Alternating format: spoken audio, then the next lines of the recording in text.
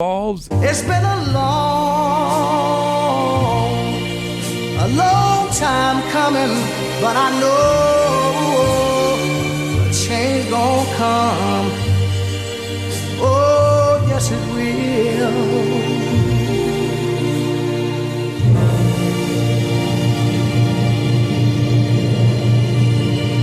All right, so let's start with family. Got a lot to cover.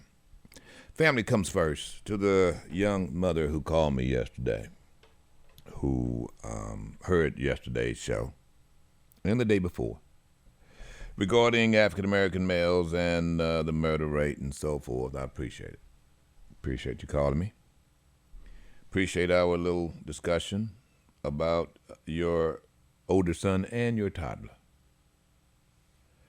And I'm going to share with you, my audience, what I shared with her first, and then her older son, who happens to be somewhere around 15, 16 years old.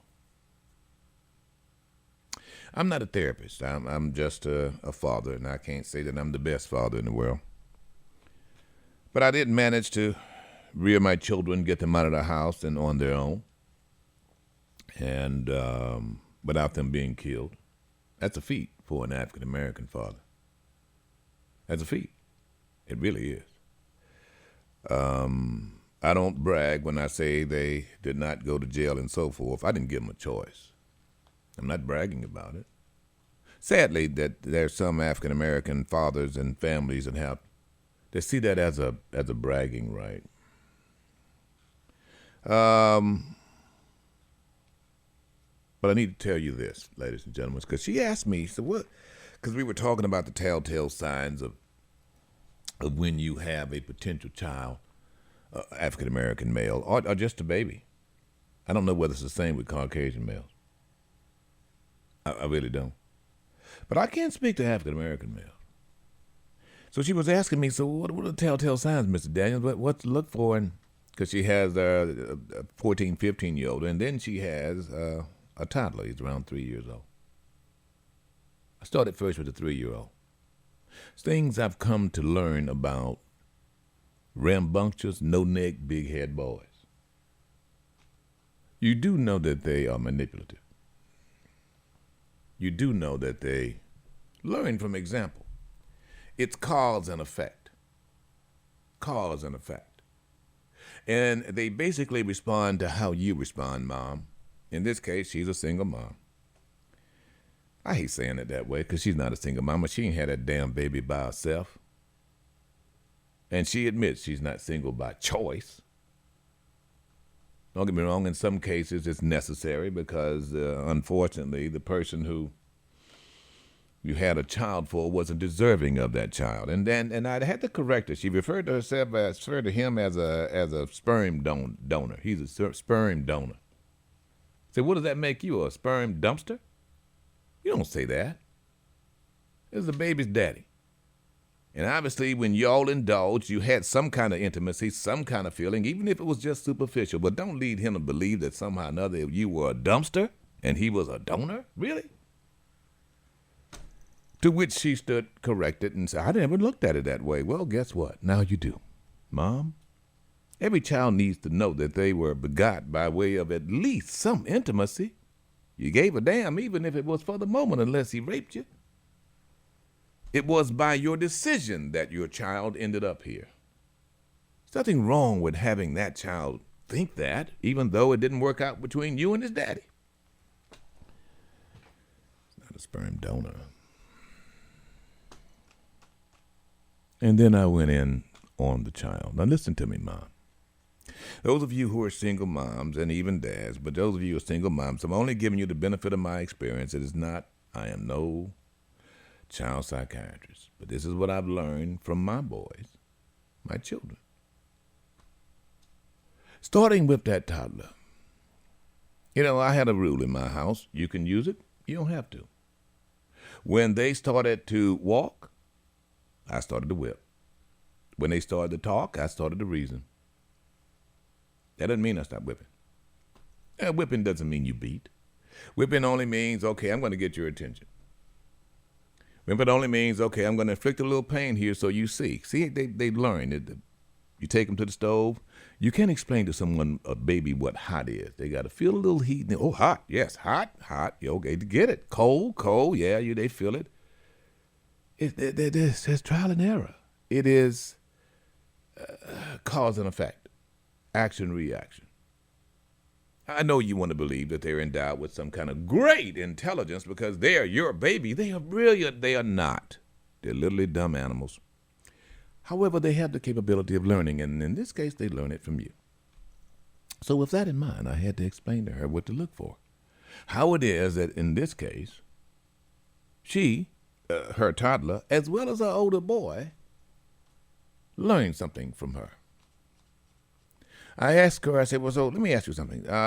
When your toddler, does he sometime, when he can't have his way, fall out? Literally fall out, hit his head on the floor? Or just bump his head into the thing, run into the wall, and then look at you, he cries and look, he hurts himself? Yes, Mr. Daniels, yes, he does that. Why does he do that? Does he have to be on medication? What is he, ADC, ADHD, BQ, elemental P? No. What he realizes is that when he hurts himself, you react. He realizes that. When he cries, he looks at you. And every time he cries, he learned this, even as a toddler. I mean, obviously with babies, when a baby cries, you got to hold that child. Now, you don't do it all the time. Even as an infant, I was taught by my mom, now don't just pick that baby up every time he cries, because every time he cries, when, he becomes nothing but a shoulder baby. Yeah. To her, she said a titty baby, but I'm not supposed to say that on the radio. I was not that, by the way. Cedric was. And if he's listening right now, he's laughing. It's my younger brother. So what he's doing, ma'am, is he realizes that every time he hurts himself, you gonna come. Yeah, he sure does do that. I just thought something was wrong. I mean, I came in and he thought I wouldn't let him have something. And you know what he did? No, what did he do? He just fell out and hit his head on the concrete. And he started crying. I said, oh my God, boy, you gonna kill yourself. Come here, pick you up. Don't do that. Here, take the cookie. So he hurts himself. And he figures the only way he's going to get that kind of attention, or what he wants, is that he's got to cry. He's going to hurt himself, give you the impression that, oh yeah. A little secondary conditioning, in my view. That is the manipulation that you taught him, because every time he cried, you picked him up. Every time he hurt himself, every time he wanted something, all he had to do was cry, and here you come running. We as dads don't do that. We don't do cry. Don't get me wrong, I'm a very affectionate father, even to this day. I'm going to kiss you now. Well, I'm going to kiss you. But not because you're crying. So I said, now what you're doing, did you do the same thing with your older boy? Well, yeah, I must admit I did. So what you just taught them was that you're going to come in to rescue them every time they hurt themselves, even though it's their fault. You think that boy wanted to bust his head on the concrete? No, he just fell out. No, he didn't just fall out. He looked at you, he fell out, and then he looked at you again. Well, Mr. Daniels, what you gonna do? Let him just lay there and cry? Well, yeah. Either that, or you put a hand on his behind and tell him to get your butt up. Don't you hurt yourself no more. You don't hurt yourself. Then he gets all confused. Oh, my God, I just hit my head, and you're not going to come in and rescue me, kiss my bobo? No, and I'm not going to blame that damn floor either. Bad floor, don't you do that to him no more. He sits there, he looks at you, he laughs, gets his cookie. Yeah, mama taught that floor. That's what you think. What he realizes is that he has no blame, no fault. He can hurt himself anytime he wants. You going to come running. That's why her 14-year-old now is in a bit of a pickle, let's just put it that way. So I had to talk to young blood. I had to talk to him. After hearing that from his mama, I had to say, you do realize you just hurt yourself with what you did, and I'm not going to go into details about that. No, you ain't hurt your mama. Your mama can't come get you where you are right now. You hurt you. Well, it's her fault. I don't have this and I didn't have that. All I wanted to do was go over there and shoot some basketball. Yeah, well, you weren't supposed to do that way. Well, I mean, what am I going to do? Okay, well, young blood, let me just share with you. The world is not going to stop and let you get on. I am not going to stop work to even talk to you after I talk to you right now. I've never met you, never seen you. Only reason why I'm talking to you is because of your mama. Had your mama not called me, I'd probably see you on the side of the road and not say a damn thing to you. Ain't that I don't dislike you. It's just that I'm a little preoccupied trying to help folks who are not trying to hurt themselves. You are just a kid. You want to grow up. Your mama trying to show you how. You see a lot of grown-ups. Are you choosing to be like us? Am I the one who's now sitting there with an ankle bracelet on? Young blood? I see that as your problem. And you got to solve that. And how dare you expect your mama to come and help you with that after you just fell and bumped your own head? Well, I Miss Daniels, all the other kids are doing it. Yeah, you're right. Fun, ain't it? Come on, it's okay. It was fun what you did. Getting in trouble is fun now, especially when you get away, but that's your problem. You thought about doing it and not getting away. Didn't you? You knew you'd get caught. It wasn't about getting caught, was even part of the fun. Who's going to get caught first? It's hide and seek, right? Cat and mouse, huh? No more cops and robbers anymore. Now it's just cops. It really is. You really rob only in as much as you want to get caught. And that's when you get the attention. Hey, Mom, that 14-year-old boy just fell out, bust his head, and waiting for you to come running because he's going to get that same kind of attention. Bad cop, bad cop. Why they doing that to you? They got everything else to do. All you did was that. Bad society. Why didn't they fix you a playground? Well, okay, they got a playground. Well, why didn't they tell me to tell you to go to the playground? I should have got you off your video game. No, I can't do that because then I've got to sit down and have a conversation about what it is you don't do. Mom, that's where you are. See, this is what you created. And I'm not blaming you. I am just criticizing you.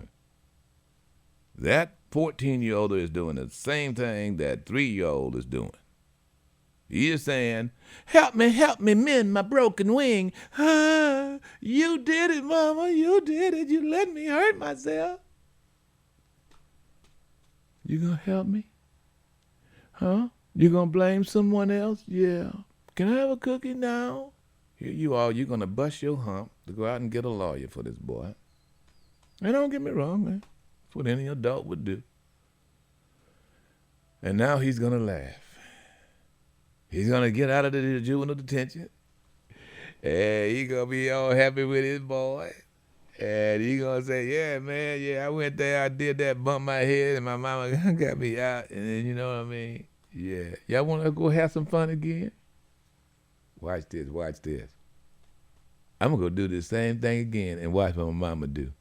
She gonna come bail me out. She gonna come blame everybody else but me.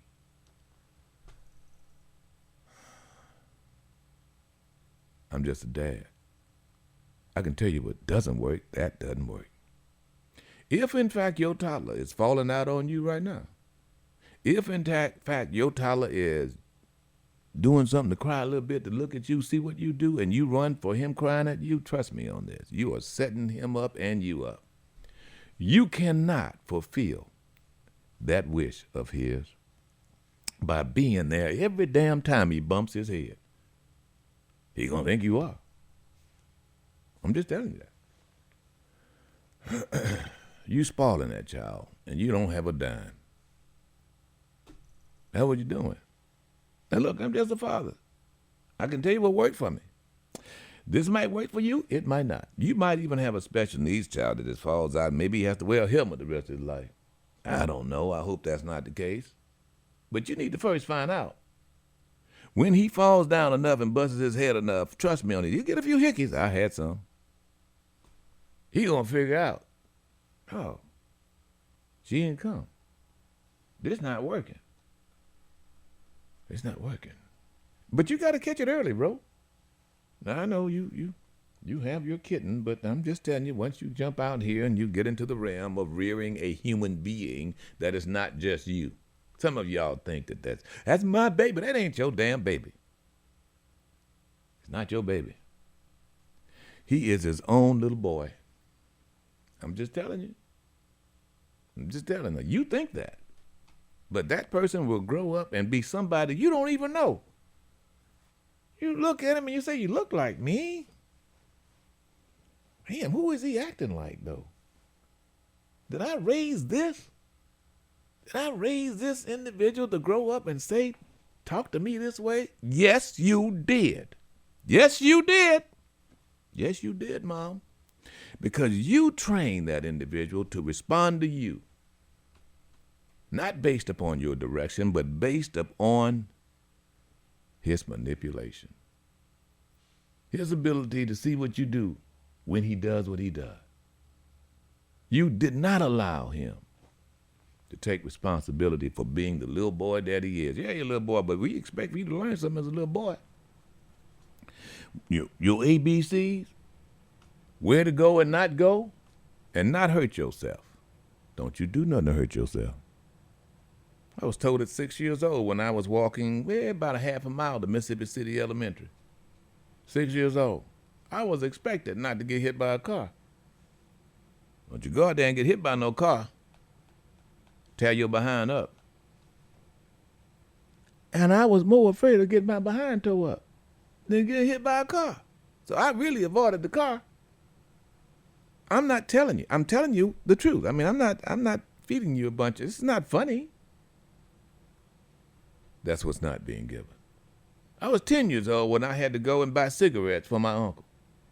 I know that sounds horrible, doesn't it? There was one time, one of these days, that was not too long ago when kids could do that. You were expected to go and take that 35 cent, get a pack of cigarettes. It was that long ago.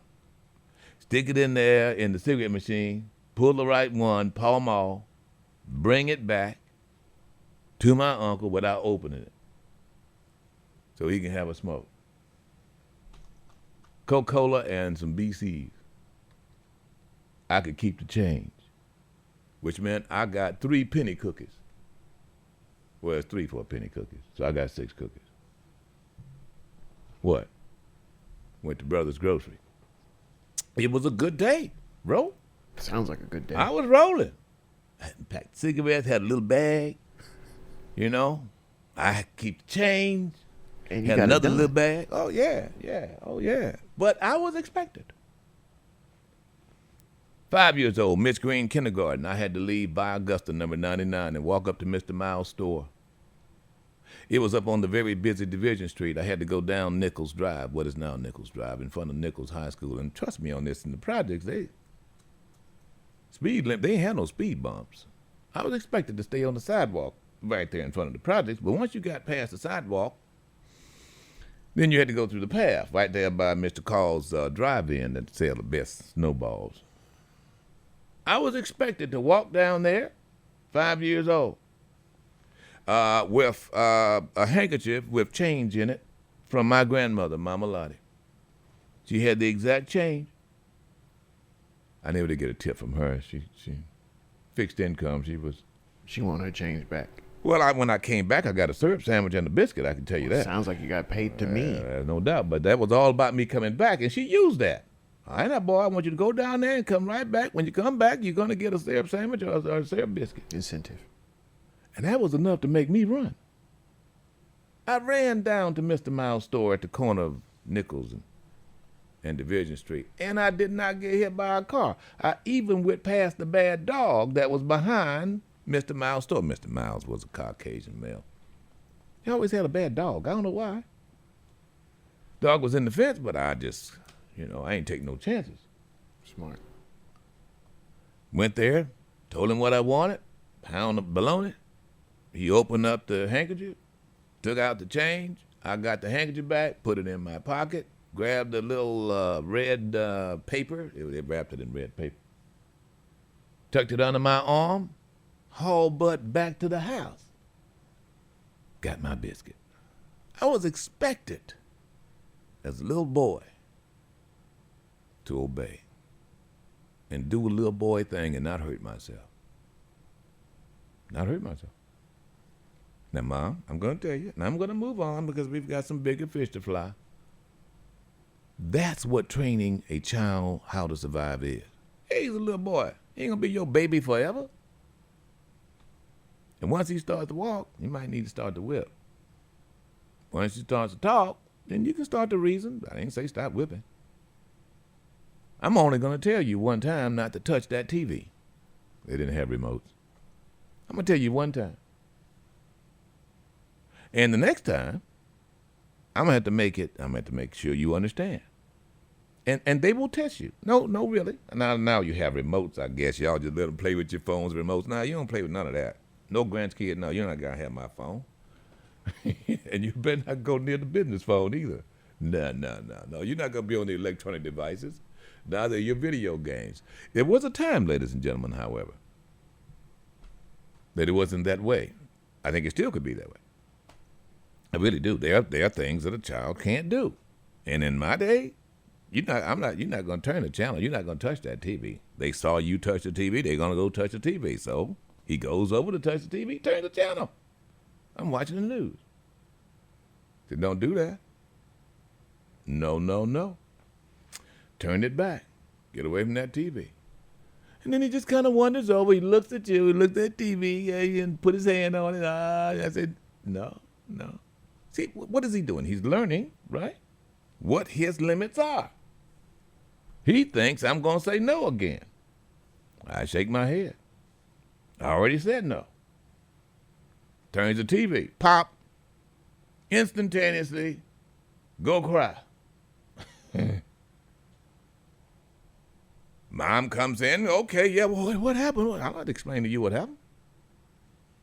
Oh, no. Well, did he hurt himself? No. He's learning. That's what happened. You can go back in the kitchen. Now, ladies and gentlemen, what I'm explaining to you is what worked for me.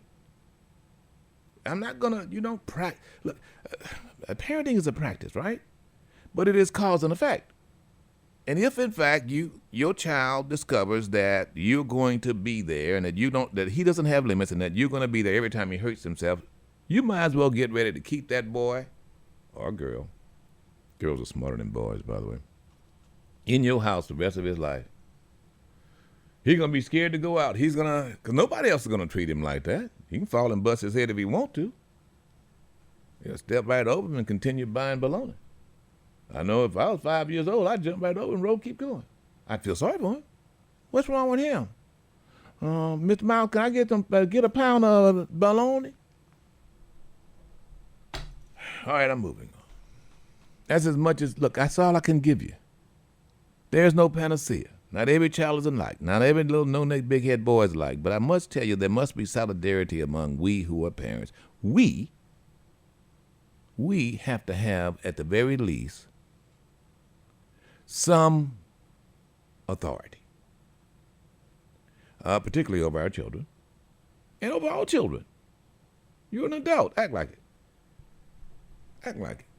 I'm not here to make nice, and in my world, ladies and gentlemen, children should be seen, not heard, especially when you're in the broadcasting business. I had two little boys in tow. They knew when the red light came on, they better shut up, no matter what they were doing or saying. Oh, how horrible, the expert would say. No, you're operating in an adult world, right? You're operating in an adult world. This is how this works. There are things that's not going to get out of your way. I'm not going to remove my whatnots off my coffee table. I'm not going to make this kid-friendly. Not going to do that. No. No. That's not how the world is. Oh, we got to put some covers over all the sockets. We've got to kick this out of reach. No. No, I'm not going to do that. What I'm going to do is train him and her how not to touch certain things, not to deal with certain things. This is where you can't do this. And the fear has to be, literally, the fear has to be of me as a parent and the consequences.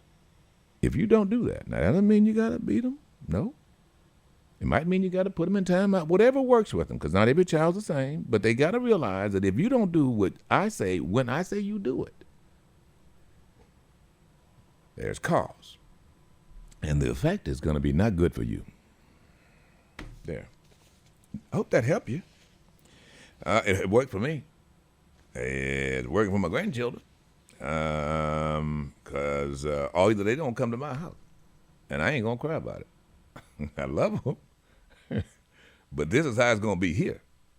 It's not going to be like it is at your mama's house now. No. You're not going to just do things here. All right, 228-896-9455. Boy,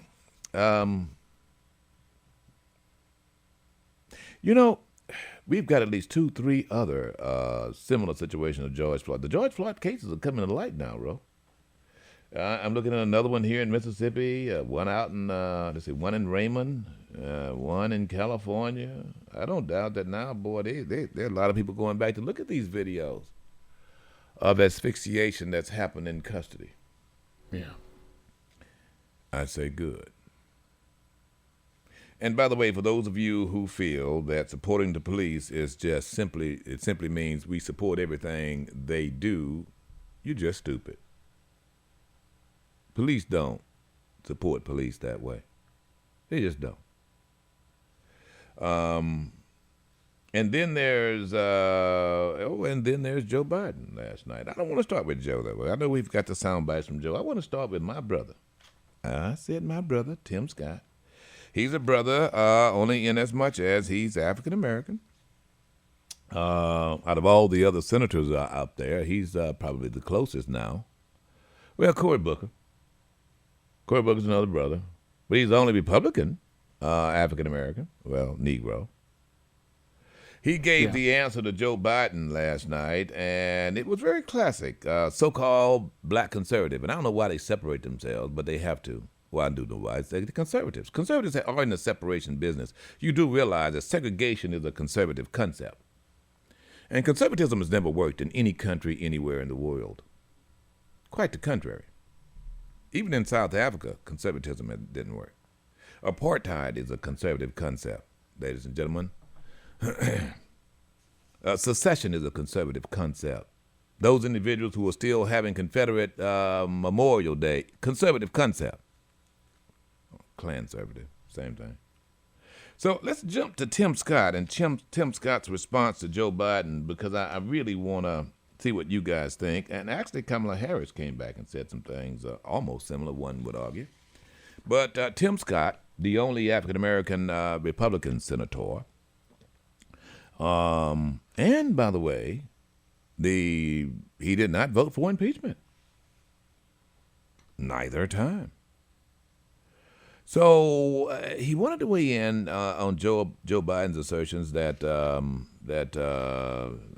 there's systemic racism. There's a lot of discussion about that among crazy conservatives, and that you're going to start hearing that a lot. Rather than oxy conservatives, these crazy conservatives. These are some crazy, crazy, man. I want to tell you, crazy conservatives who feel that somehow or another I get a vaccine and then it's going to affect them. They're going to stop babies over here. Crazy conservatives, QAnon kind of crazy conservatives. I mean, these maggots are Trumpsters. So here is Tim Scott giving his explanation for why this country has arrived, and also suggests that there are those who are using race as a weapon. Here it is. When America comes together, we've made tremendous progress, but powerful forces want to pull us apart. 100 years ago, kids in classrooms were taught the color of their skin was their most important characteristic. And if they looked a certain way, they were inferior. Today, kids are being taught that the color of their skin defines them again. And if they look a certain way, they're an oppressor. From colleges to corporations to our culture, people are making money and gaining power by pretending we haven't made any progress at all, by doubling down on the divisions we've worked so hard to heal. You know this stuff is wrong. Hear me clearly. America is not a racist country. It's backwards to fight discrimination with different types of discrimination. And it's wrong to try to use our painful past to dishonestly shut down debates in the present. I'm an African American who's voted in the South my entire life. I take voting rights personally. Republicans support making it easier to vote and harder to cheat, and so do the voters. Big majorities of Americans support early voting, and big majorities support voter ID, including African Americans and Hispanics. Common sense makes common ground. But today, this conversation has collapsed. I'm going to pick this apart. What Tim Scott did was talk to Caucasian Republicans about the straw man that they are fed every day. The straw man. Who's the straw man? Let's see, the leftists, the liberals. He's talking about individuals that exist only in a very small minority, even those that look like him. In other words, what he's pulling out are dog whistles and pulling up bullet points for the sake of buying into certain bigotries, even racial bigotries, so that he'll be accepted. Just saying. We'll be back. It's a new day with Rip Daniels, the #1 talk show in South Mississippi on Jay-Z 94.5. I was born and raised down in Alabama on a farm way back up in the woods. I was so ragged that folks used to call me Patches. Papa used to tease me about it. Of course, deep down inside, he was hurt because he'd done all he could. My papa was a great old man. I can see him with a shovel in his hand. See, education he never had. He did wonders when the times got bad. The little money from the crops he raised barely paid the bills we made. Oh, life had kicked him down to the ground. When he tried to get up, life would kick him back down. One day, Papa called me to his dying bed, put his hands on my shoulder, then in tears he said, Patches, I'm depending on your son to pull the family through. Clarence Carter. My son, it's all left up to You know, this song, according to Clarence, was a lot about his life when he grew up. It really was. Did you know that Clarence Carter went through all that, and even then he was blind? You probably didn't know that, did you? That's the man who's singing it, Mr. Stroking, that guy, for those of you who know the song. All right, good morning. Rip Daniels here. Thank you for joining us. The show is called It's a New Day. There's only one rule, no such thing as a right or wrong opinion. Good morning to my friends right now in the Smoky Mountains, Gatlinburg. We had Joe Biden did his speech last night before Congress. Wasn't the same kind of speech because it wasn't the same kind of audience. Both houses weren't present because of the pandemic. Only 200 people allowed there in the Capitol. I think he did an excellent job. We're going to get to parts of his speech here in a little bit. I do. I think he did. It was nice to hear articulation. Yeah. It was even better to hear the lack of insults. And then the praising of that self-praising that we normally used to hear with the former president it was very refreshing, folks, to hear some humility and some empathy, and some direction and some encouragement, to say the least, and not just a rah-rah session by a narcissist. 228-896-9455. Well, it looks like they now have decided to charge the three men with hate crime. Who are they? The Justice Department. This is in the Aubrey murder. Travis Michael and his father Gregory were charged along with a third man, where is he? William Roddy Bryan, with one count of interference with civil rights and attempted kidnapping. They're still incarcerated. Mm-hmm. The Michaels are also charged with using, carrying, and brandishing a firearm during a crime of violence. Of course, that along with kidnapping as well. It's taking place in Glenn County, Georgia in 2020. Now, you realize it was the Donald John Justice Department, and it was his Justice Department at the time. It was Jeff Sessions Clampett was in the as Attorney General, just refused to let the Justice Department investigate this. Do you know that under the impeached Donald John, he suspended all investigations of police shootings with the exception of one, or civil rights murders, where you had African Americans killed at the hands of Caucasian police officers, or in this case, yahoos like the Michaels and this other guy. So now, new Justice Department, they come in and they file hate crime charges because they hunted him, like you would a monkey, I guess. So, we're going to weigh in on that.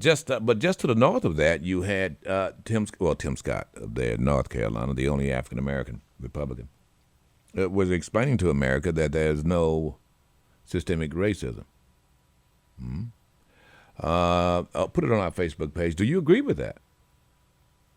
That there's no systemic racism in America? Look, I'd like to hear your opinion. Our Vice President Harris was on ABC, I think, and she basically kind of said something similar, but in different ways. But I want to go back to Tim because Tim Scott basically suggests that America is not a racist country, and that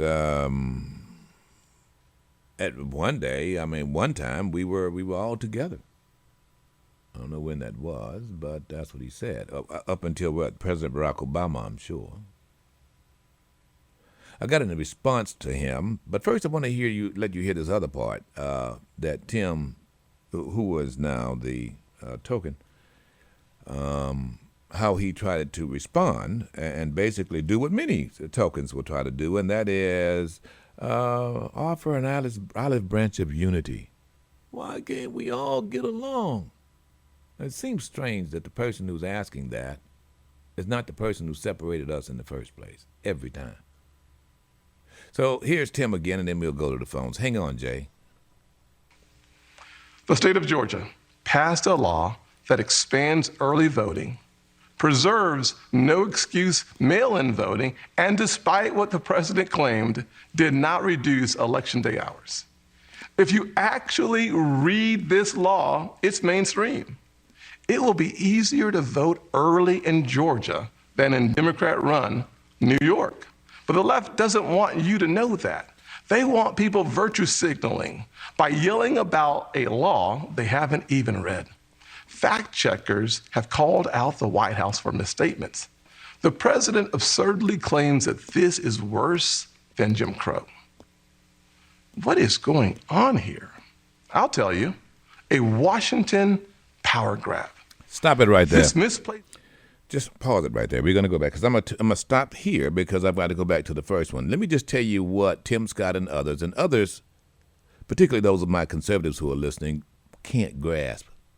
Not one Democrat, not one other person have said anything about voter ID.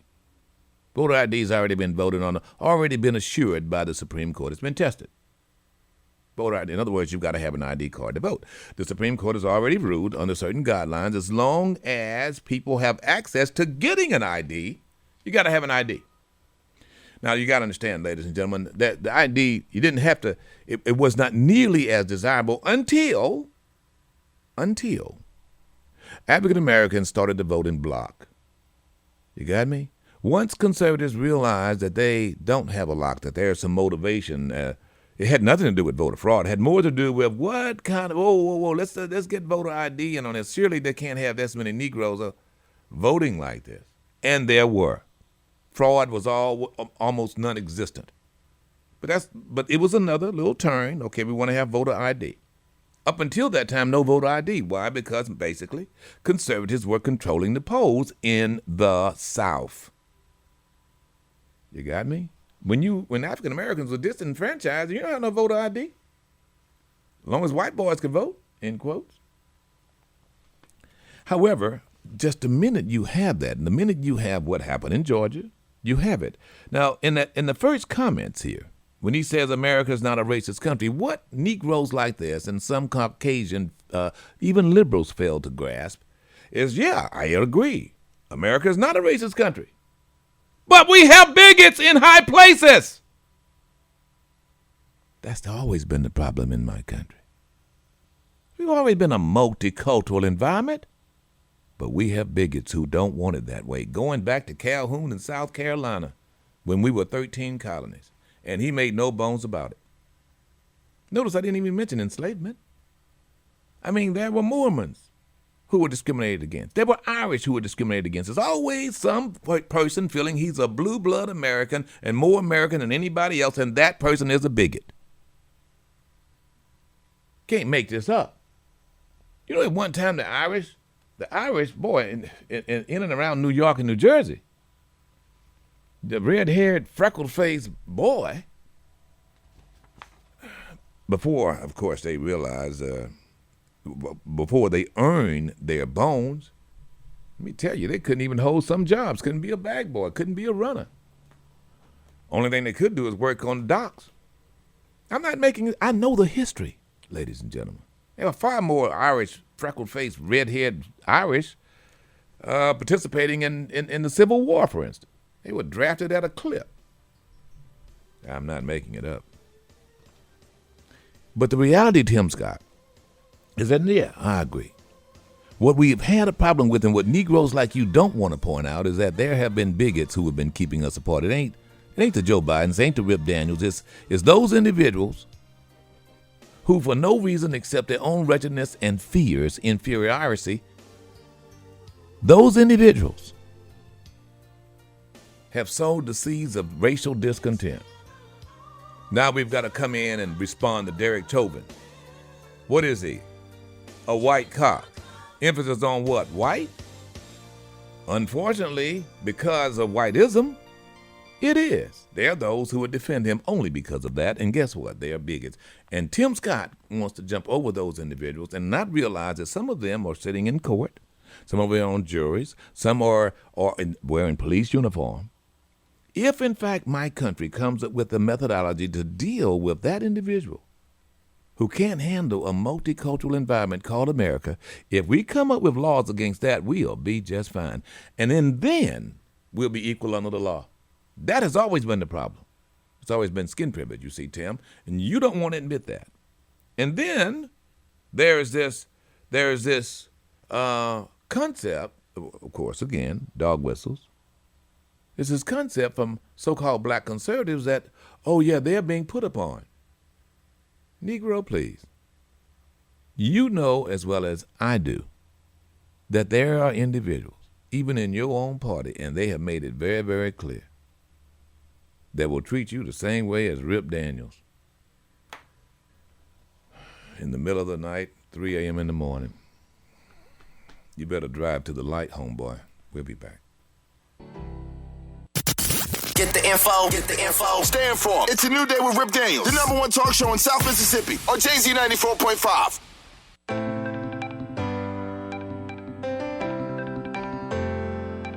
feel real black man, real black man.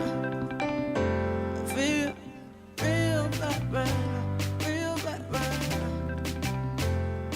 I feel real black man now. I never knew you like I should've known you. This misplaced outrage is supposed to justify Democrats' new sweeping bill that would take over elections for all 50 states. It would send public funds to political campaigns you disagree with and make the bipartisan Federal Elections Commission partisan. This is not about civil rights. Let me tell you racial something. All past. right. Let me just tell you this, folks. Two things about the Georgia bill. Number one, it takes the counting out of the hands of the people. The people elect a Secretary of State to certify the election. What the Georgia bill does, it says that the legislature is going to now have a committee to determine whether or not to determine whether or not they want to accept what the voters have voted. So instead of now having the circuit clerks of each county of Georgia all certify the election and then send it to the Secretary of State. All of these people are elected, by the way. The Secretary of State is elected. Circuit clerks are elected by the people, Republican or Democrat. What they want is a committee that will answer to the legislature.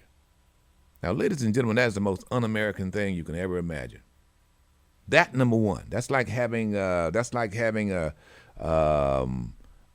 vote to determine whether or not we want to accept what the duly elected people who certify the election, whether they got it right. Why? I tell you why. Because Donald John said they didn't get it right. That's what this is about. And then the other thing, impairing people who are standing in line, no water, no food. Really? Really? The whole idea of ID it's never been a big complaint. Not since the Supreme Court ruled, but the idea of sending an absentee ballot to an address and then having someone to go out and have to find a notary when you could vet that individual right there. In other words, you send it to the address, the person has to send in, they sign across the flap. Have a witness? Come on. You don't have to have all. You didn't have all these hoops when most of Georgia Republicans won. They want to change it primarily because they lost. That's the point, and that's why it's Jim Crow. All right, we're going to the phones here. Jay, you're next. Good morning. Good morning, Jay. Good morning, Mr. Rep. How you doing, sir? Doing well, sir. Thank you for being patient. Can you hear me? Yes, sir, I can. Hello? Yes, sir. Can you hear me? Yes. Hold on, Mr. Rip. Can you hear me now? Yeah, I can. I was hearing you. Obviously, you weren't hearing me. Yeah, I'm trying to. I got my earpiece on, and I know I'm in this truck. Okay. So I don't want to cut it off because No problem. the radio works. No problem, bro. Okay, sir. The statement that he said is true. America has never been racist. But the people that live in America, past and present, white folks, I'm going to just be honest, some have been racist.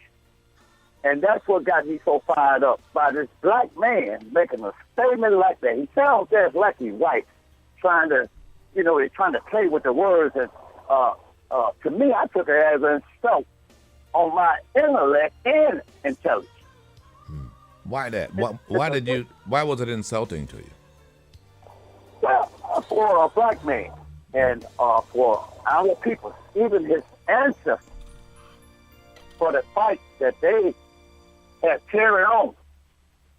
Well, you realize he's talking present tense. He's saying America is not that it hasn't been, it is not a racist country. Right, I understand. But when I take it, when he said America, yeah, America has not, it's a country. Yeah. But the people who live. I hear you. America right, is, yeah. That's right. And the people that live inside America, we make America. Yes. Yeah. You know what I'm saying? Yes, so sir. I'm looking at, why is this guy, you trying to fit in America? Why he couldn't say this and just say, hey, America's not racist, but some people in America are racist. But I understand why he said, because he is alongside some of them racist people that he's in a party with. Hold on, Jay. We'll be back. WJZD FM Long Beach, Pascagoula, Biloxi, the all-new JZ 94.5. A long, long time ago, I can still remember how that music used to make me smile. And I knew if I had my chance that I could make those people dance, and maybe they'd be happy for a while. It's for a little while anyway. But February made me shiver with every paper I deliver. Bad news on the doorstep. I couldn't take one more step. I can't remember if I cried when I read about his widowed bride, but something touched me deep inside. Oh, the day. Music died. The music died. So bye-bye, Miss American Pie. Drove my Chevy to the levee, but the levee was dry. And them good old boys were drinking whiskey and rye, singing this'll be the day that You know, I die. I think when this song came out, I had a 1957 two-door Ford station wagon. Bring it up. Did you write the book of love, and do you have faith in God above? If the Bible tells What? you so. What? How do you What do you mean we are black station? We're not supposed to play this. Can music save your mortal soul? And can you teach me how to dance real slow? All right, folks. Got to get back to it. There's nothing wrong with good old American pie. I mean, it's not apple. Some of y'all are allergic to apples nowadays anyway. Some of y'all put cheese on top of y'all apple pies. Is there a problem with that? I don't get it, but whatever you like. All right, folks, good morning to you. Rip Daniels here. Thank you for joining us. I appreciate that, Don McLean. I appreciate it. Look, our music is eclectic. You won't hear it like this anywhere else. We do this. This is what we do. We are multicultural. Scared to be Jesus out of Klan conservatives. Oh, God, we can't handle that. 228-896-9455. That's the number to call. The show is called It's a New Day. There's only one rule. No such thing as a right or wrong opinion.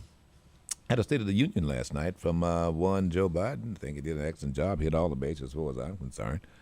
And actually, it was very refreshing not to have some of the usual antics that we have been hearing over the last previous 4 years. But I'm weighing in on Tim Scott because because I should. Of all the people, I should. And hopefully there are those who are going to learn from the folly of what he's doing and this kind of manipulation on the part of so-called black conservatives, end quotes. Back to you, Jay. Jay was insulted by Scott suggesting that America is not a racist country. And hey, look, I hear you loud and clear. There are bigots in this country, and this country there's no doubt about the fact that we had a constitution that was, in fact, racist. And I must tell you, Jay, that, had Scott not taken that position, then he would not be following the Klan conservative talk show host drumbeat of this racial straw man. Don't you agree? Yes, sir. I agree fully. That's what I said when I said before, when the commercial.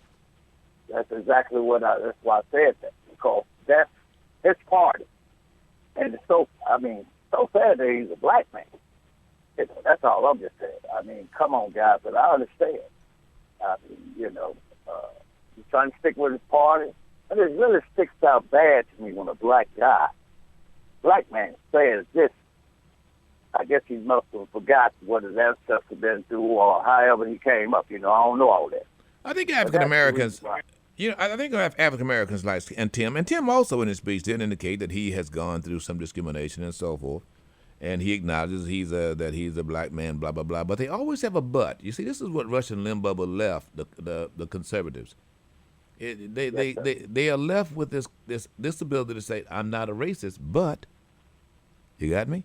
And unfortunately, yes, Negroes like Tim Scott empower that. He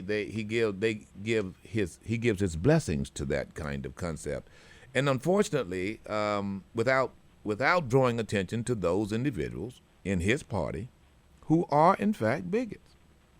And if we eliminate that, then look, we'll be a long way down the road, don't you think? Yes, sir. Yes, sir. That's all I'm trying to say. Yeah. Been out there to struggle too long. When you say something like that, I don't take too kind for it. I mean, me personally. All right, I Jay. don't know if anybody feel it, but I know where I come from. I can remember, my ancestors and all this. I'm not going to go ahead and disrespect my ancestors hard enough fought for me. But I mean, this far, generation to generation. Yeah. All right. I'm just going to keep it. All right. Okay. Appreciate your call, Jay. If that were the case, we wouldn't have hate crime charges now against the Aubreys. If that was the case, you realize, where is he, North Carolina? I think they still have Confederate History Day, too, don't they? Don't they have? Is it South Carolina? Or no, he's in North Carolina. He's in South Carolina. He's in South Carolina. Yeah, North Charleston, South Carolina is where he was born. If I'm not mistaken, I'm almost certain that they still have their Confederate days. Find out for sure. And Jeff Davis. I mean, if that was not the case, and you don't get no more greater bigots than Confederacy. South Carolina celebrates Confederate Memorial Day on April 26th. You know, I'm going to tell you something. Put a handkerchief on that head with 3 knots in it. All right. Can I go to Miss Faye? Thank you, Miss Faye. I know you've been there, and I appreciate you being patient. How are you doing this morning? I'm doing well, Miss Faye. Thank you. Well, I didn't see the actual speech last night.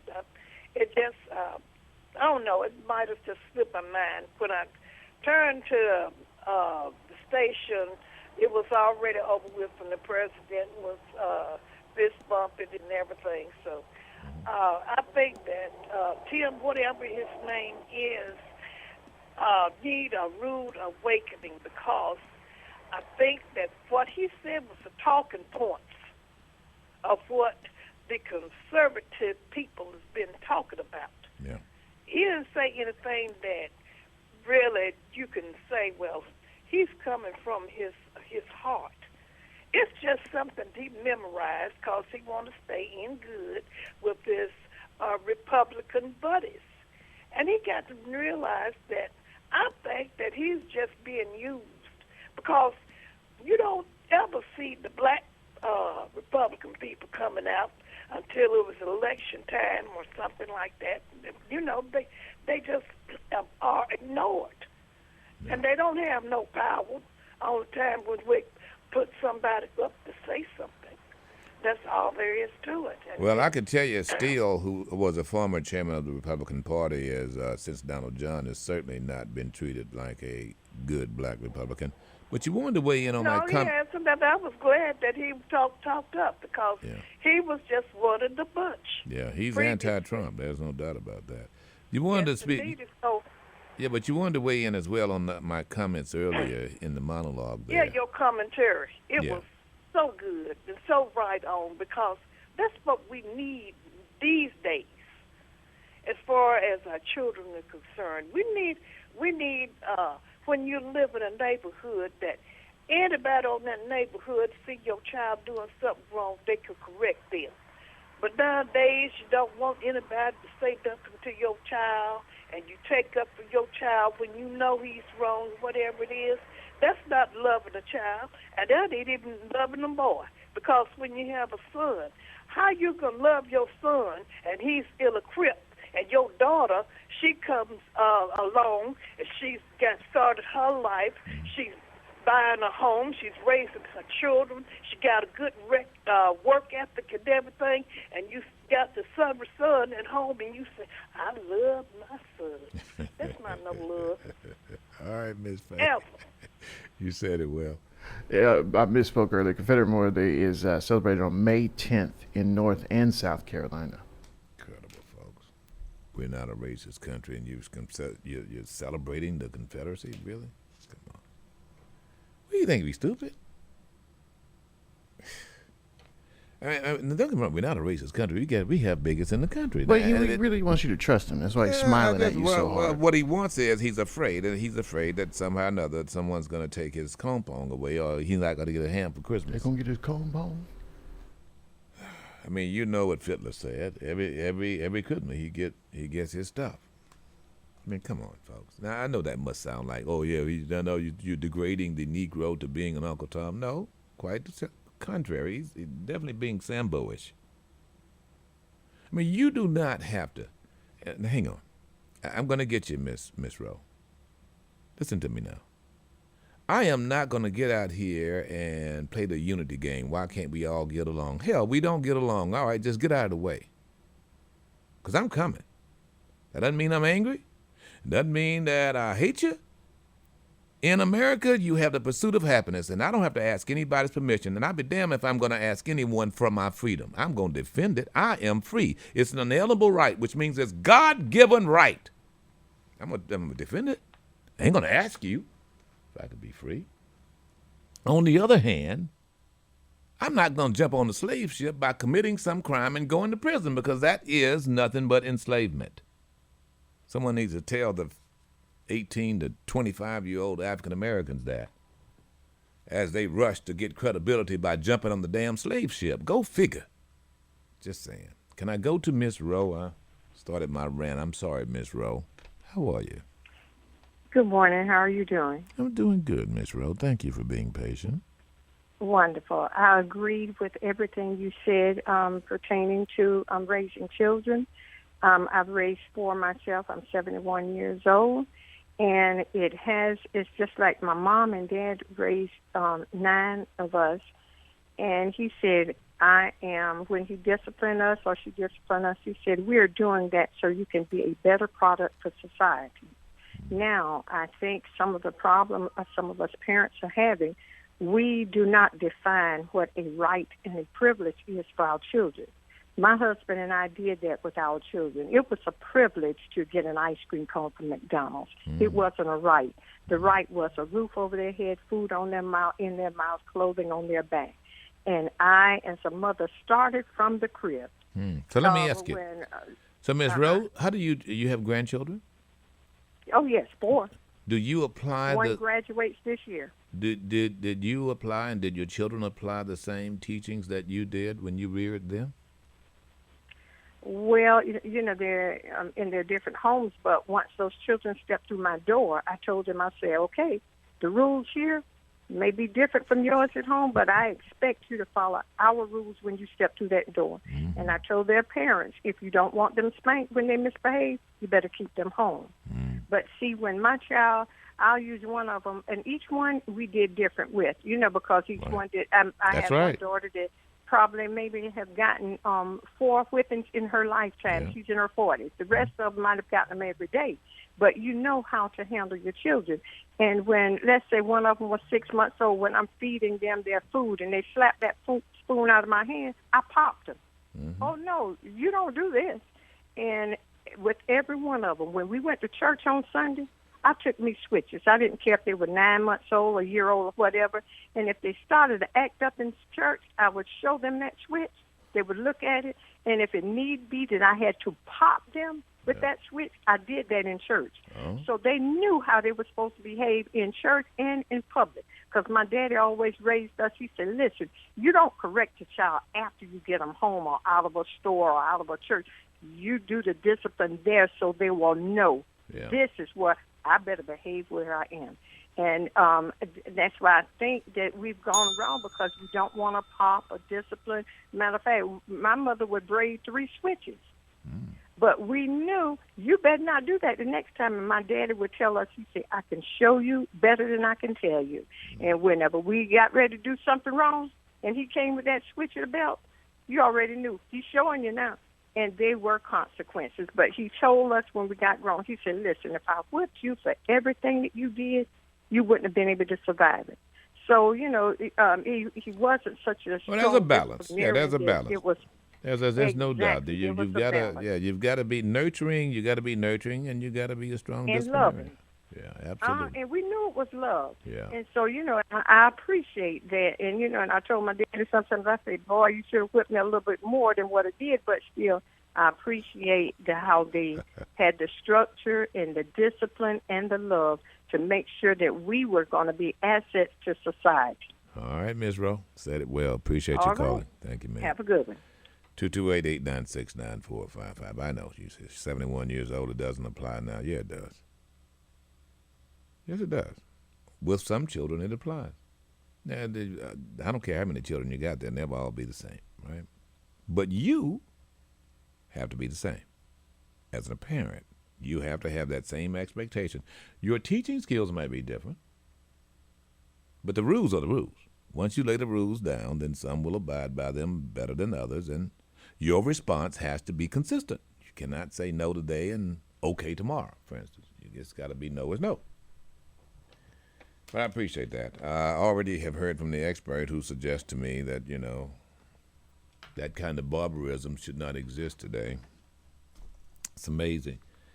And sir, ma'am, whoever you are, if it works for you to not offer corporal punishment if it works for you, to not to have a lesser expectation, or sit down and have a conversation with your child about how to stop and how not to stop, then that works for you. It's okay. If it works for you, don't tell me what hasn't worked for me. I know what worked for me.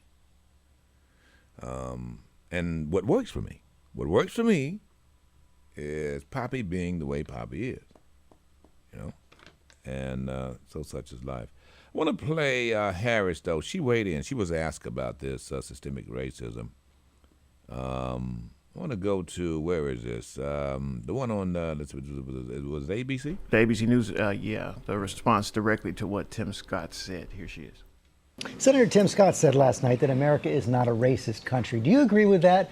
And what do you make of his warning against fighting discrimination with more discrimination? I believe that we need to address, well, first of all, no, I don't think America is a racist country, but we also do have to speak truth about the history of racism in our country and its existence today. And I applaud the president for always having the ability and the courage, frankly, to speak the truth about it. He spoke what we know from the intelligence community. One of the greatest threats to our national security is domestic terrorism manifested by white supremacists. And so these are issues that we must confront. And it does not help to heal our country, to unify us as a people, to ignore the realities of that. And I think the president has been outstanding and a real national leader on the issue of saying, let's confront the realities and let's deal with it, knowing we all have so much more in common than what separates us. And the idea is that we want to unify the country, but not without speaking truth and requiring accountability as appropriate. Have more in common than not. I think it's right on target.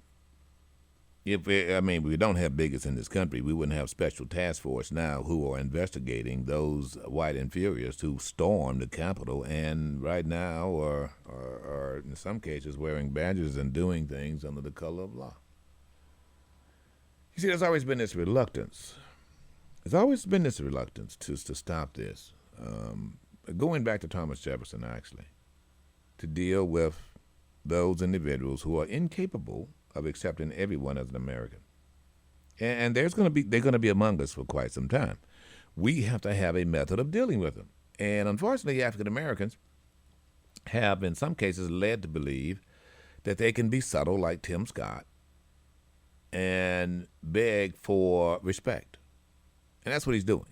He's saying, okay, as long as I talk this way, then they'll respect me this way. And Tim, that doesn't mean Rip Daniels is not suggesting that you come out there and go, okay, hell, let's just go out and kill all the white folks. By no stretch of the means am I suggesting that. What I am, however, saying to you is that the Republican Party, notice I didn't say conservatives, but the Republican Party would go a long way if they took the position of Abe Lincoln. Everybody's equal under the law. No one's using discrimination to fight discrimination. That's just bull. That's that same old straw man situation. Oh yeah, we're gonna now stop all the white people from doing this so the black people can do that. Let me tell you, Klansmen been saying that ever since they accused every Negro of raping white women. You need to come off of that, Scott. You can make your point as a Republican if you just simply embrace the party of Lincoln. Right now, the Republican Party has embraced the conservatism of Jeff Davis. Anyone wants to argue with me about it, please call me. I've got Jeff Davis' book sitting right here, Rise and Fall of the Confederacy. Wrote part of it right down the street there at Beauvoir. By the way, do you know I just found out where Jeff Davis' 2 acres were? He had bought 2 acres here on the Gulf Coast after the Civil War, thinking that Verena wanted to move here, and she said, oh, heck no, I'm staying in France. She didn't want any parts of Gulfport, I could tell you. It was the Great Southern Club Golf Course. Part of Jeff Davis's 2 acres is out there. I had no idea. By the way, it's gone up for auction. I actually thought about it, going out there, putting in a bid on that. Just so the Davis family that lives off of Common would be able to appreciate it. No, really, I had no idea. There are things I do in research when I'm not, researching for the show. And I'm more than aware that Jeff Davis had this, right? But I just didn't know where those 2 acres were, and that's where they were. The Great Southern Golf Course. How about that? Isn't that amazing? Wow. It's amazing, isn't it? Of course, that is considered as Gulfport, you realize. DeBees Road separates Gulfport from Biloxi. So, okay, so those are his 2, but is the Biloxi property, was that technically ever his? Well, yeah, he owned the 2 acres. Okay. Now, that's kind of curious, and I've got a friend of mine looking into this. They're doing a title search. I guess they're going to try to sell it and break it up. I don't know what's going to happen, but I do know this. I've also researched that Jeff Davis, him or his son, have some descendants who look like me. Oh, yeah. Well, probably. I really have done some research on this, and I know the Kennedy family would appreciate this, and I'm really now uncovering some other stuff. But Jeff Davis would go through a place called Happy Hollow, which is over near Jeff Davis, or the former Jeff Davis Junior College, now Gulf Coast Community College. There was a ferry that would go, you didn't have Cowan Road, there was a ferry that would go across what is now Brickyard Bayou. And that ferry was run by Thompsons and so forth, and that's another story altogether, but Jeff Davis's housekeeper, Jeff Davis's cook was living there in Happy Hollow.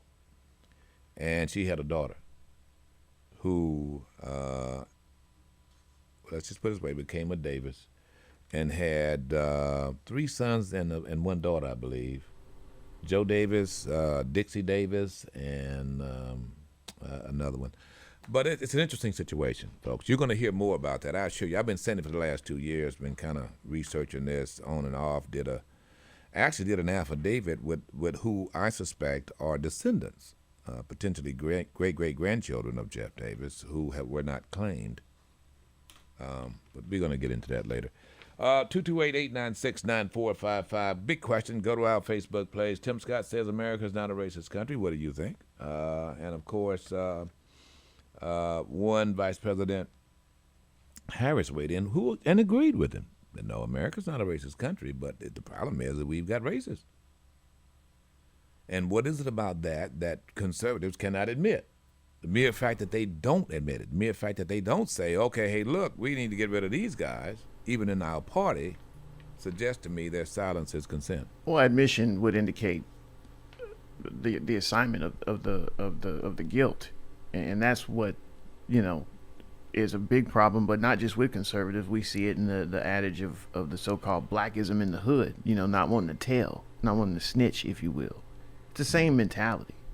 But some response to the question of the day on our Facebook page, Roxy says, I would laugh if it wasn't so sad. He's a puppet.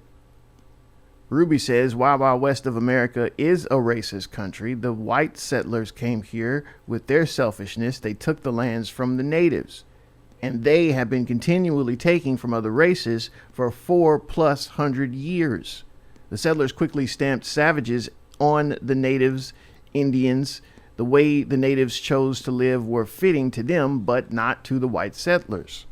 During the civil rights movement, the Jim Crow decades of brutal killings of black people and the laws put in place for second-class citizens were racist.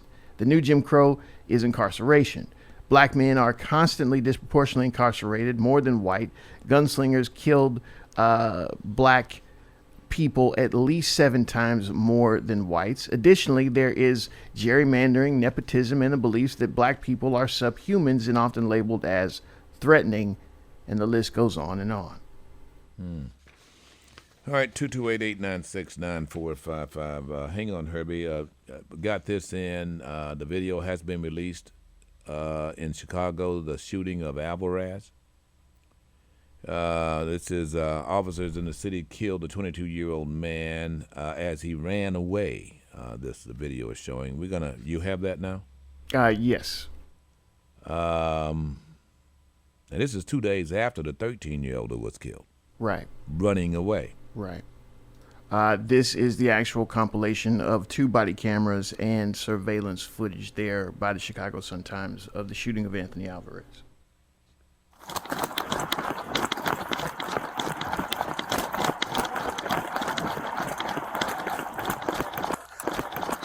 Drop the gun! Drop the gun!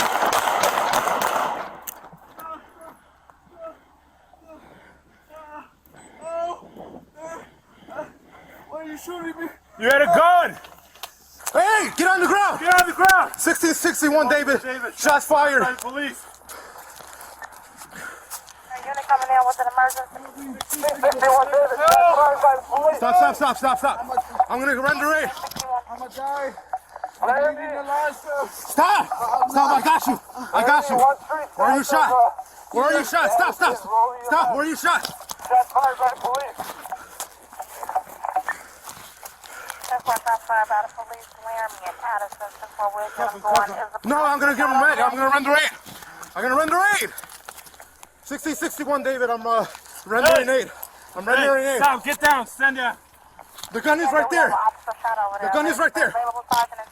So what? Stop moving. I'm trying to help you. All right. Leave it alone. Now listen to me, ladies and gentlemen. Having a gun in and by itself is not against the law. Now, the Second Amendment doesn't stop someone from having a gun. Unless you're a Negro. Gonna show more. What were they chasing him for anyway? There was a call about someone suspicious, possibly with a weapon, and then they came on the scene. I also have a news story there from Chicago. Yeah, the family of Anthony Alvarez still demanding answers this morning. That's despite the release of police body camera video that shows what happened the night he was killed.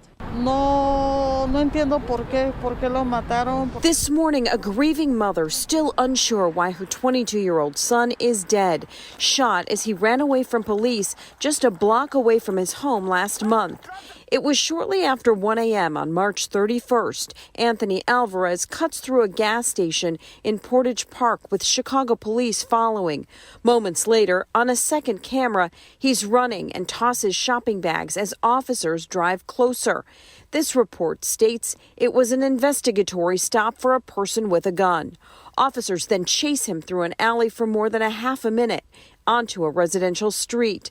We've slowed the video so you can see what appears to be a pistol in his right hand and a glowing phone in his left. The video certainly suggests enough for the police to make a claim that it was reasonable, that it was a split-second decision, and that it was reasonable force.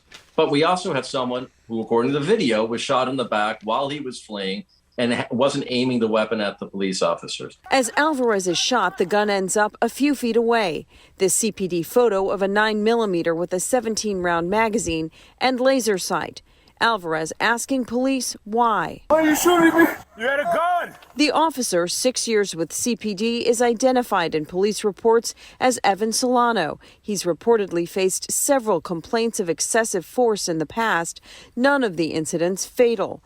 This morning, Alvarez's mother demanding answers. She spoke with our Michelle Gallardo, who translated her comments from Spanish. Los policías hubieran bajado y le hubieran arrestado.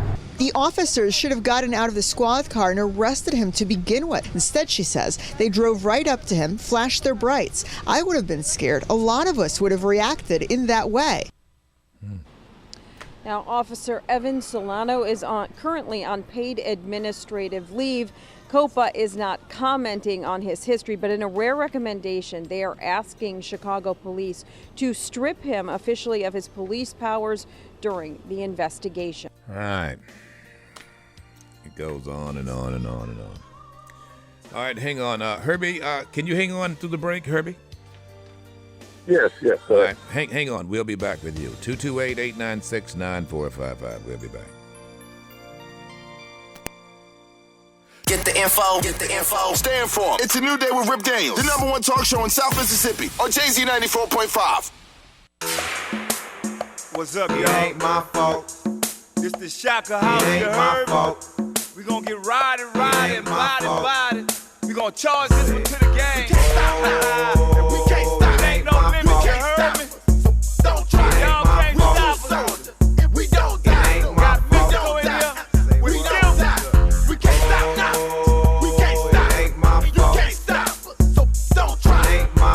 folks. Good morning to you. Rip Daniels here. Thank you for joining us. Show is called It's a New Day. There's only one rule. No such thing as a right or wrong opinion. Good morning to my friends right now in Portland, Oregon. Appreciate it. 228-896-9455. Joe Biden gave his speech last night and took responsibility for actually responding to COVID much better than his predecessor. There are some who would say, oh, no, it's warp speed is the reason for it. Tell us what you think.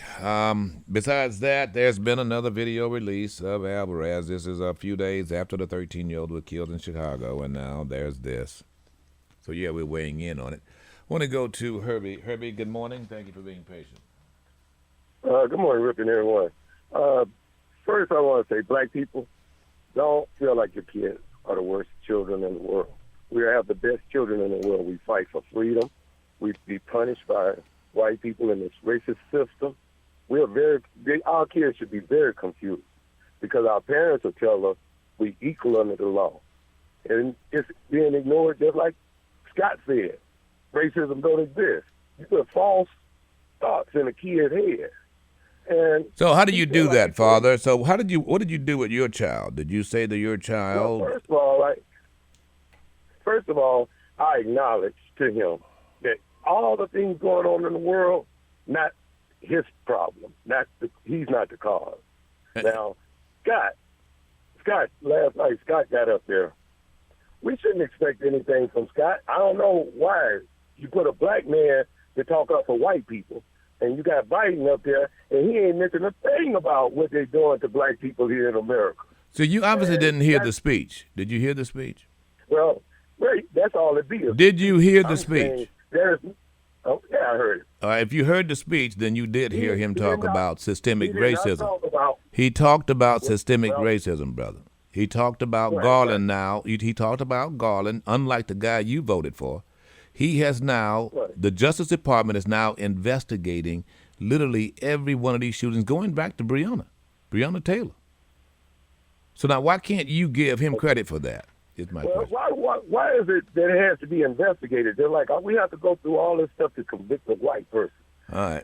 Right now this morning, black people are being prosecuted in courthouses all over the world. And this guy's like Scott. The reason why, because they get up and defend white people. Well, what Scott is doing, of course, he's the one that supported the same guy you voted for. So what Scott is doing is doing exactly what you did when you were speaking for Donald John. You're making excuses. Don't say that now. You're making excuses. So why did you vote for a guy who suspended the investigation of everything from Ferguson to you name it? The border. Okay, for the border. So in other words, you're saying that because I feel like the border. So you're saying black people did not mean as much as folks coming across the border. Is that what you're telling me? Well, what I'm saying is, if you pay attention, the people coming across the border, they breaking the law and not going to jail. I'm paying attention. I'm paying. They have cages. Well, this is what I'm saying. No, brother. No, you're not going to out-talk me. You're not going to get past this. You just accused Scott. You just accused Scott, and you just said on radio that you voted for Donald John because of the border, not because of the fact that black people were being killed by cops. Is that what I heard you say? That's what I heard you say. I said stop them criminals from coming into our country and quit treating our kids like they're criminals. Well, you do understand. These people are above that is the law, not what you like said. I heard you very well, and I could run it back for you if you'd like for me to. Go ahead. Well, I'll tell you what. You go online and you can listen to it on YouTube or Podbean. Let me finish about Scott. You see, if Scott married to a white woman, I have no idea. Does that make a difference to you? Well, Frederick Douglass was married to a white woman. Excuse me. Frederick Douglass was married to a white woman. And so what did he do for you? They can't see race. Oh, is that what it is? So in other words, you're thinking that every Caucasian, including Alusa, who was killed, the white woman who was killed on the road to Selma, you're saying that she married to a white man. She gonna support white men. Are you kidding me? How many white men do you think? How many white men do you think were killed there in Selma? Make it clear mama? Is he married to a white woman? There were two white pastors killed in Selma. What do you say to white people who are dying for your black ass? What do you say to them? Nothing. How would you say to them? What do you say to Schwerner and Goodman, who died for your black ass? Where were you when the 3 civil rights workers were killed, 2 of which were white boys? Or what about the 250,000 white boys who fought against the Confederates during enslavement? What do you say to them? I don't know what your stick is, bigot, because that's what you sound like, a bigot. On the one hand, you have black hate. You can't stand Obama. Can't stand Rip Daniels. What you can't stand is yourself, partner. As a black man, you've done absolutely nothing whatsoever to save you or your child, who, of course, you admitted on this show had been incarcerated. I mean, come on. How long do you think you've been calling us? You think we don't know you? We know you. We know what your stick is. You can't turn around and vote for a Donald John, a guy who says there are good people on both sides when you've got marches going on because they want to take down the Robert E. Lee statue and African Americans being beat down in the street. You can't. And your concern is who's coming across the border. And how many of those individuals are taking jobs in Moss Point? Go figure. But if by chance you think that somehow or another there are individuals who don't see through your charade, think again. Now, let me just tell you, brother, you sound like a very unhappy Negro. Maybe you need to get you a white woman or a Mexican, whatever it is, because obviously whatever you got right now ain't making you too happy, it seems. And I appreciate you calling, but we know this self-hate. I see it often. Let me tell you something. If, in fact, every African American were to trace back their lineage, I guarantee you there's some bigot that has crossed the line. You have any idea what it was like during enslavement? I'm going to suggest some books, not that you're going to read them. John Hope Franklin, From Slavery to Freedom. It's a very thick book. It's a reference book I use often. John Hope Franklin, who is a historian emeritus there in Georgia. And I'm going to tell you, once you read it, then you will understand that the American Negro is completely inundated with Caucasian blood, whether you like it or not. I've gone throughout Africa, 9 countries in Africa, and trust me on this, my brother. You know, there are some people who look like me. There are some people who look like you who are African. But they, too, has, in some cases, been infiltrated. I mean, primarily because of triangular trade and, of course, because over 150 years before America was so-called discovered, the Europeans inundated the eastern seaboard and the south of Africa. And what did they do exactly? Well, when you have an enslaved person, like, give you an example, when you went to Goree Island, as have I, the door of no return, Herbie. Hopefully you're still listening. The virgins were separated from the women who had children. And the women who had children were separated from their children. Their children was placed with the virgins. The virgins were in a special cell. I've been in that cell. The smell is horrendous. And those virgins were utilized by the enslavers who were on the second floor. Always those enslaved throughout Goree Island was on the first floor. Now, trust me on this. When you are enslaved to an individual as a little girl, there's no such thing as virginity. As horrible as that sounds, which is the indignity, especially of European, Caucasian, whatever you want to call it, superiority. In other words, this was all driven by lust, to say the least. But they realized the inferiority of their own gene, because even when those virgins, those little girls, were impregnated, they came out to be African. They realized, first and foremost, they realized the contradiction of saying that they are superior. because even before there were genetics, every baby that was born to one of those Africans came out African in features and stature. It became more than obvious. Got me? So once you learn about your history, Herbie, you realize it goes way beyond the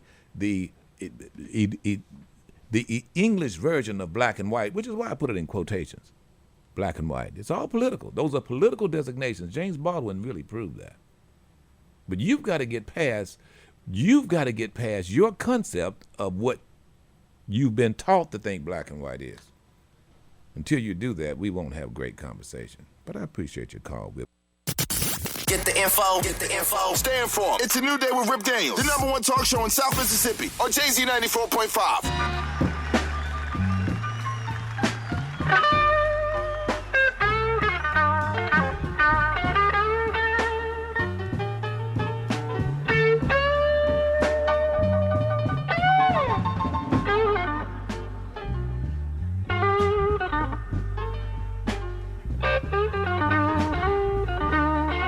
So it looks like the video now in North Carolina of Brown is not going to be released to the public, that is. Judge says the family is going to be able to see it, but much has been redacted. Now law enforcement is saying that Brown backed his car up into law enforcement, made contact, and then pulled forward and made contact. You know, folks, obviously, there is something to hide here. If there wasn't something to hide, then the judge would have said, okay, let's show the video. And they're doing themselves a disservice, a serious disservice. Andrew Brown, dad, the family member said the little 20 seconds they saw showed his hands was on the wheel, and of course he was shot 5 times, once in the back of the head. You know, it never stops. There's always this underlying privilege. When all this elected judge has to do is say, okay, here it is, here's what we have. Now, his explanation for why he does not release it is because he wants to protect the innocent. Law enforcement. And he doesn't want to prejudice any jury if, in fact, there should be some charges brought. Now, you know, if you are for justice, right, then, and you've got a video, okay, not much is going to change, bro. In other words, how could showing this evidence be adverse? In other words, this whole idea, well, okay, we want to protect the names and redacting the faces. Okay, if you want to do that, do that. But according to the family now, they didn't want to even show the weapons that was drawn. You know, this was a SWAT team situation here, folks, and it was close up and personal. And it begs the question, okay, so what did he do exactly? It was a drug warrant. All right. And so he didn't want to get caught. Okay, so what do you do about that? Shoot him? No injuries, according to this, when it came down to officers. The officer, this like other situations in Chicago, for instance, where a 13-year-old killed, and now this Alvarez person's killed, someone was running. Okay, well, they had a gun. I shot him. All right. I was in fear of my life. Well, stop running. Here they go. They're going over there. All right, let me stop running. Was someone killed before what were you called? We were called because there was a suspicious person with a gun. Okay, well, what did they do? Was the gun leveled at you? 228-896-9455. Let's go to Frederick. Good morning, Frederick. Good morning. How you doing, Rip? I'm doing well, brother. How are you? All right. I just want to say that I enjoy listening to y'all. Y'all have a good talk show. Thank you. Appreciate it. I want to put this out first because I don't want all the listeners to get the wrong understanding. All white people is not racist. You know, I have to put that out first. Now, I live in Gulfport now, but I was born and raised in the Delta, in the heart of the Delta. And I have... Need to keep your radio turned way down, okay? Just listen to me on your phone. If you Okay. Yeah. Can you hear me? Yeah, I can. Okay, and Yeah, somebody still got the radio up somewhere, brothers. Your radio is still. can you hear me now? Yeah, you're much better. Yeah. And I have went face to face with the Klansmen down there. I have seen crosses burning. And I have seen a whole lot of things that based on the color of a man's skin. And listen to what Tim said. It don't surprise me what he said because I know he's Uncle Tom. He's one of these house niggas. Excuse me, French. Well, that's not French, and we don't use that word. But you realize Uncle Tom was beaten to death by Sambo. Because Uncle Tom would not give up the girls who had run away. That's true. Let me correct that. Yes, and we get the wrong terminology about that. But America was built on racism and without an Italian descendant. You can correct me if I'm wrong. And it was built on racism from the start anyway. And for him to say America's not racist, that's a lie. Anytime we came out of slavery, then they denied us from land and then tell a black man to pull himself about a bootstrap, But people that come over in the western part of the country, they give them free land, and we were denied because we was black. Yeah. I see. I see. Well, let me try this on you, Frederick. Did the Quakers on the Underground Railroad? When you say they, are you talking about the Quakers, the white? No, the Quakers weren't actually helped the slavery. Okay, so they Caucasian, so they weren't. All right. So what about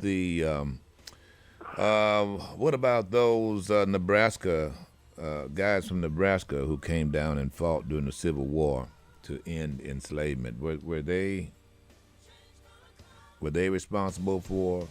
Were they racist? No, I don't know. No. Yeah. So I guess what I'm saying to you, but you started off, you said all white people. Now, see, we've been led to believe that the proverbial they is referred to all white people when we should be saying Caucasian bigots. That's what you should be saying. Caucasian bigots. Yeah, white bigots. They are white bigots. There ain't no ifs, ands, or buts about that, and that's why when Scott said that, I agreed that no, America's not racist, but we do have white racists, bigots in high places. Do you not agree? I agree with you. I agree with you. That they just gave America a bad name. What you're saying, right? Well, yeah. What it is I think that what we are now products in this country. We are products of those very arrogant Caucasian inferiorists, even going back to the Constitution, who refused to accept what Jefferson said in his Declaration of Independence, and that was all people are created equal. Hang on, Frederick. We'll be back. WJZD FM Long Beach, Waveland, Goshen, Gulfport, the all-new JZ 94.5.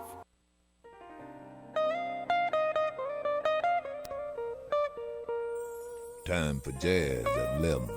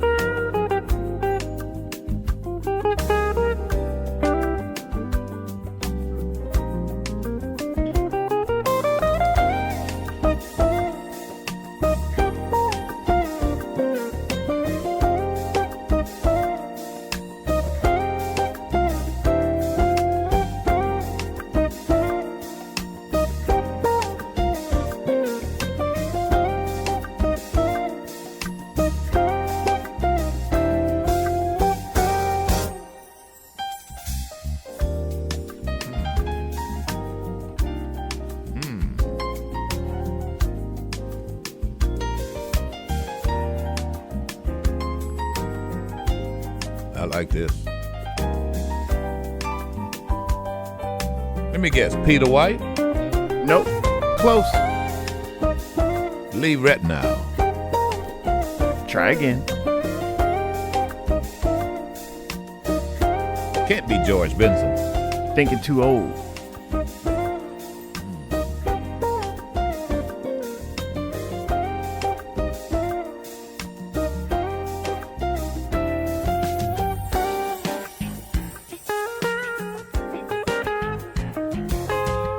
Okay, I don't know. Adam Howley. Or Dr. Adam Howley, since he has his PhD in music.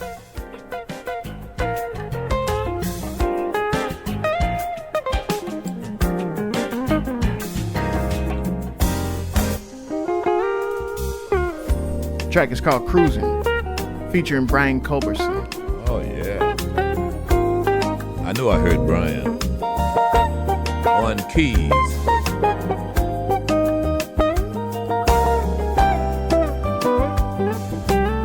Just kind of cruising, getting you ready for the Mother's Day cruise here, folks. I like it. It was Jazz Mataz, our way of encouraging you to keep playing your music here, folks. Just because it has a beat doesn't mean that you got to rap on it, however. I'm just saying, sometimes you just let the music play. Let it speak for itself. 228-896-9455, that's the number to call. Show is called It's a New Day. One rule now, no such thing as a right or wrong opinion. Good morning, Big D, Dallas in the house. I want to go back to Frederick, who was weighing in on Tim Scott's assertions that America is not a racist country. And, of course, he was the vice president agreed with him, but the vice president did, in fact, call out those individuals who were, in fact, racist. So let me ask you this, Frederick. So would it have been better had Scott said that okay, well, you know, America's not a racist country, we're a multicultural country, and we do have people who don't like that? Would that have sounded better for you? Well, first of all, I'm glad you on, because it helped listeners to understand, you know, what we're talking about, and you know, and get a better perspective on a lot of things. Yeah. And I like to say it is fair to say that when he said America is not racist, is he, tell me what he's saying? Is it the peoples in America, or the America itself is, I mean, the biggest that is in America? I'll tell you what he's saying. What he's trying to do is give bigots a pass. That's what he's trying to say. Right. He's trying to let his fellow conservatives know that he doesn't hold it against them. That's what he's saying. When you hear an African American or any other ethnicity say that, you know, that's what he's saying. Now, don't get me wrong. I agree that it is not. But let him say that America is a multicultural environment, and trust me, many of his Republican friends will stop voting for him. I'm just going to tell you that. And so that's how I grab this. But what you time and time again, what you do is you find it hard for, and I got to move on here. Appreciate it, Frederick. There are those who find hard to call bigots, like I just did, not with Frederick, but the previous caller. He's just a bigot. And in many cases, his bigotry is toward folks who look like me. Black folks. And he makes no bones about that. And there's all kinds. There's some self-hate individuals, and there are individuals who have bought in to the Caucasian version, white inferior's version of black and white. And those designations, ladies and gentlemen, are political. They are not genetic in many cases. Because when such time that, I guarantee you, when such time that I'm going to put it at 40 to 30% of the Caucasians do a DNA test, I don't doubt they're going to find Negroid blood in them. I mean, given the fact that we all came out of Africa. And when you go to Africa, you realize that. A good example of that would be, my brain just went dead. That was the Xhosa tribe, which is in South Africa. Long before the Boers showed up there, because Africa is so close to the South Pole, very fair complexion Negroes were there. Very, very fair complexion. The Aborigine, in many cases, are stone cold blonde, and have pointy nose. You know, when you travel a bit, you begin to realize that much of what we see here and what we've been conditioned to think about race is just a lie, and it's promoted by individuals who wanted it to be a lie. Nelson Mandela was from that tribe. De Klerk was trying to say that his complexion, which was more akin to, well, kind of a brass, right? Dark brass. He wasn't even Hershey bar, Nelson Mandela. So he was trying to say, well, okay, yeah, well, you know, there was Caucasian Afrikaans in his lineage, and it wasn't. It's just that when you cross the mountains, the Table Mountains. By the way, they were on fire not long ago. They had to put that out. They call it Table Mountain. They have the tablecloth. The clouds just kind of go over this very flat mountain. I might put a picture on my Facebook page. But when you go across the mountains there in Cape Town and get a little bit further south on the Indian Ocean side, there's a tribe of individuals who are very fair complexion. And that tribe is the Xhosa, or I think I'm pronouncing that correct, are very fair people, and there was no jumping across the broom. There was not necessarily that desire on the part of the Boers. They were there before the Boers arrived there. All right, 228-896-9455. Ishmael, where are you? Right there. Good morning, Ishmael. Oh, I'm sorry, this is Uncle Mike. Uncle Mike, good morning. Good morning, there, Rip. How are you? I'm doing well. Listen, Tim Scott, man, I tell you, shine is all I can say. Did you remember the time he tried to shake hands with the guy, and the guy wouldn't shake his hand? Mm-hmm. He just smiled it off. Yeah. But I want to say something about this North Carolina shooting, Rip. Mm-hmm. What they're going to find on those tapes is some policemen using the N-word. Let's go get this in. Let's kill this in.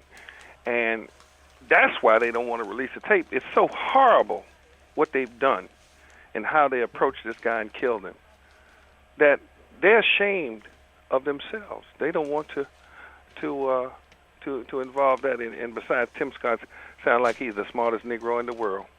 So why do you think that I know you've not seen the tape, why do you think that would be the thing that would be so horrendous? Well, the way they're going about not showing the video, I mean, look, they've even had a judge say, no, don't show that.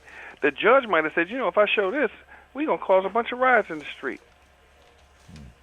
It's for the benefit of the public. Now, when the brother sues them and all that, they're going to have to disclose that information, and they'll probably offer him to pay him out a long time ago, before they settle before they go to court.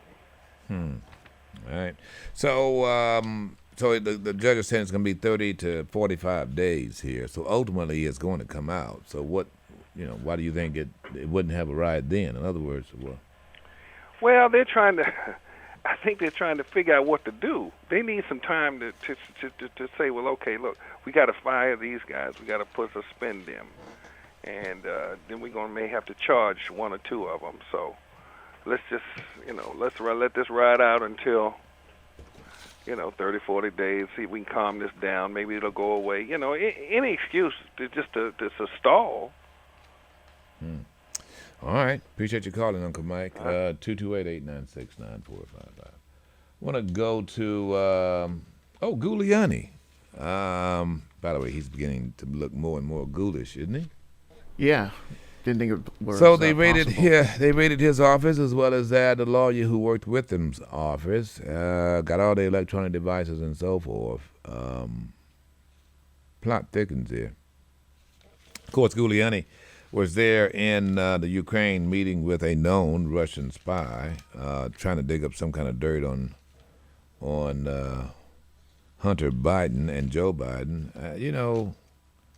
This has got to be the first time in the history of our country that we've had this kind of fraternization with one party and Russians. It's incredible. Yeah, you could maybe make an argument for Nixon and I don't know if it was the North Vietnamese or the South Vietnamese he was cool with, but nothing on this level. I mean, you've got Americans now throwing their hat in with the likes of the Kremlin. I can't think of a time when when this was like that. Do you know that conservatives actually that Putin's reviews went higher among conservatives when Donald Trump was in office? Well, there of were course. those who even suggested going hanging out in Russia. That their enemy was with the Democrats, not the Russians. Their president endorsed him, and then they got the fake news that he was ingesting from Russia's state-run news network. So, I mean, it's not a surprise at all.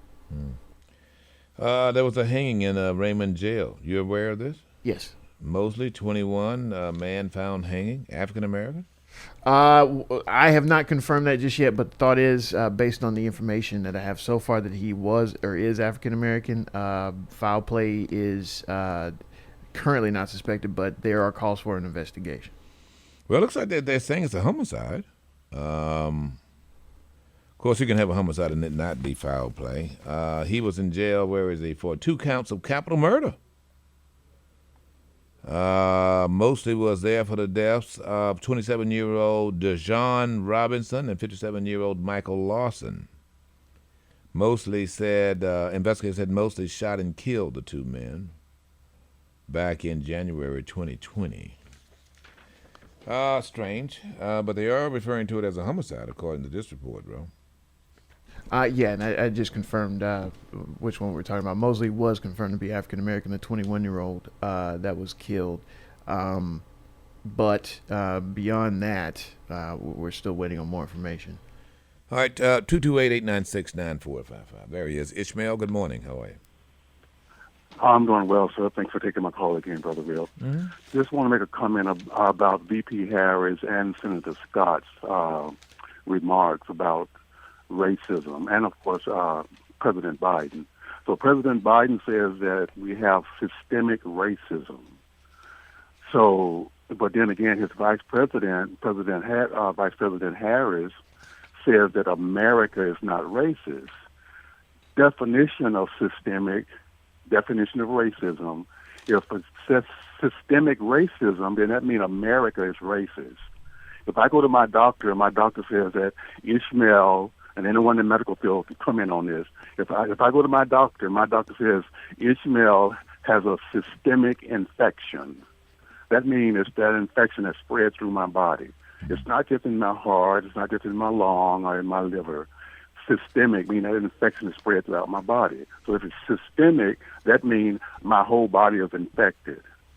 Same thing I see if you say that there's systemic racism, and talking about within a country, then that systemic racism within that country means that country is infected with racism. Well, that's not, but, I hear what you're saying. That's your definition of it, but that's, systemic racism is not the entire country now. That's, in other words, when you say that... If you call it systemic, then I'm not... I know the definition, brother, but you can have systemic racism in the court system, for instance. You got systemic, and that, I think, is what she's talking about, even within law enforcement. It doesn't have to be all of America. You do get that. Oh, there you go. Of course. That's where I'm leading to, Brother Rip. Now, so you're talking about the justice system. It could be race. In other words, it's systemic within the police departments. Shall I say the majority of police department? If you say it's systemic within police departments, that means that the majority of the police department or all of the police department. Well, let's just say that most part of the police department are racist. Well, no, sir. Let me tell you what I'll say. If you want to say something, here's what I agree with. I agree with the fact that there is the systemic bigots who are actually running a network of that bigotry, because in many cases they either have been elected or appointed and they are still in charge. I think that's what we have here. Now, I can tell you, if you were to go to parts of Mount Bayou, you won't find that kind of systemic racism more than likely, because it's a chocolate city. You won't find it potentially in some other areas, but that's not all of America. You won't find it potentially on the Navajo reservation. So when you say America to me, it implies that all of us Americans are participating in this, and that I disagree with. What we have is Caucasian systemic racism, because these are the individuals who have been, since the beginning of this country, maintaining it.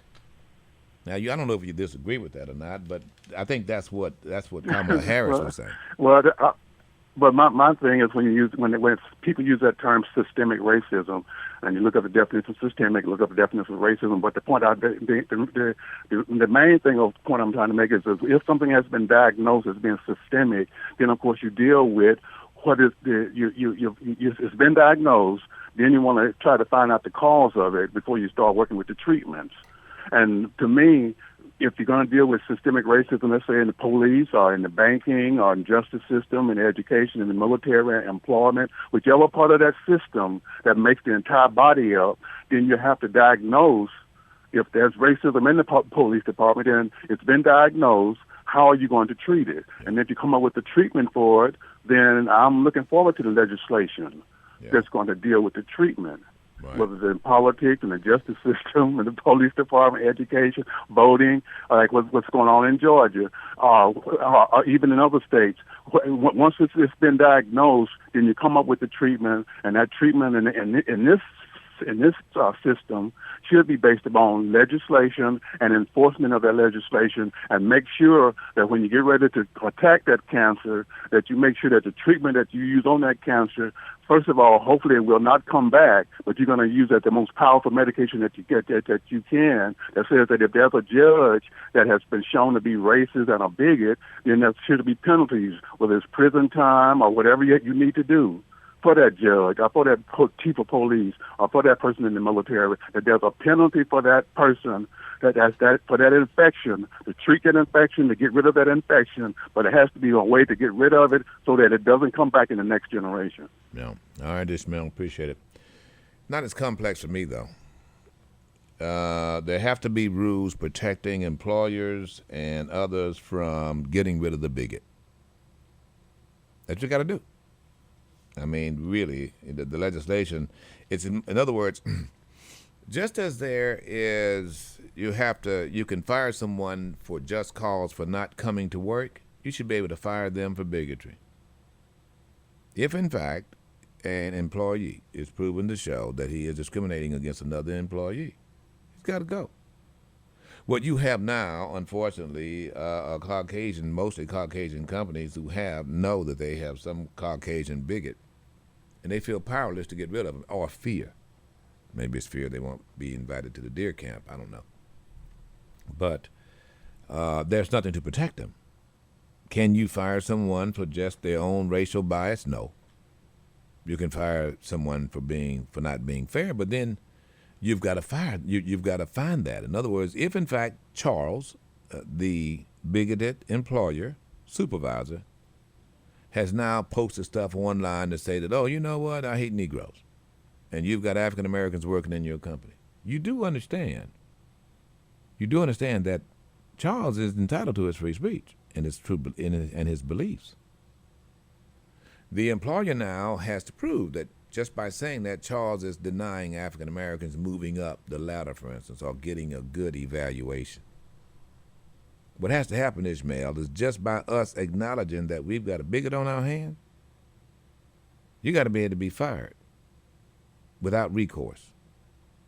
And even if there are recourse, because you can sue a ham sandwich, if it is legislation, it has to be in as much as you are immune. You are, just as right now there are states who are passing these laws that say that if you run over a protester, you are immune from lawsuit.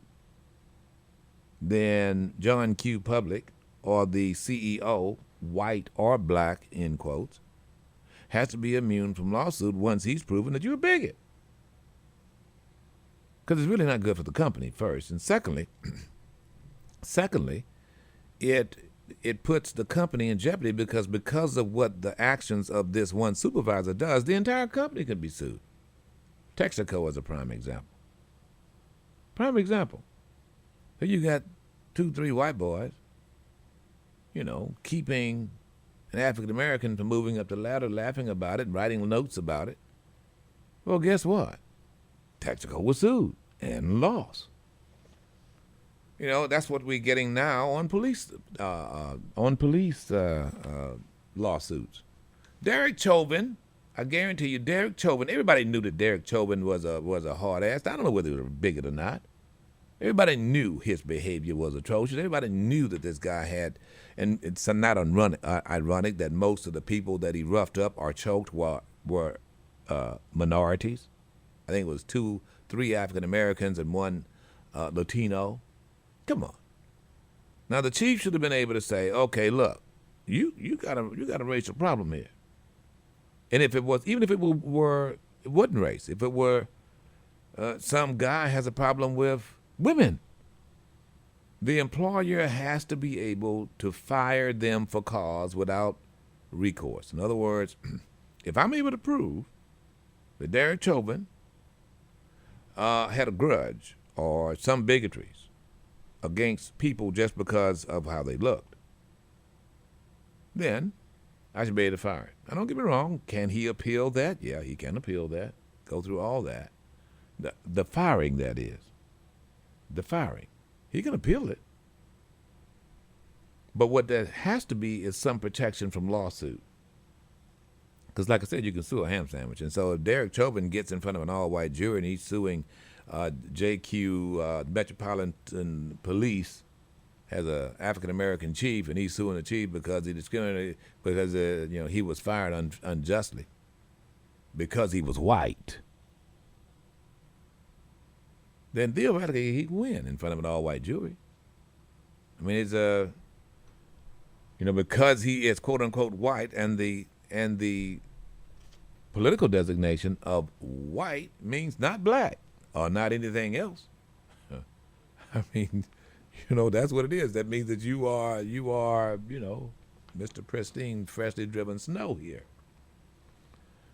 So, look, folks, I don't know if you realize that, but that has been the common defense. When you read the history books, now listen to me. When you read the history books, you ever wondered why Caucasians were not held to task for both lynchings and rapes and murders and so forth? It's very easy to figure. I think Theodore G. Bilbo really spelled it out. There's no such thing as a Caucasian raping a black woman. After all, what black woman wouldn't want a Caucasian man? Ha ha he. Point is that the skin privilege is written into the Constitution. Subtly. First, very blatant, because only Caucasian men could vote.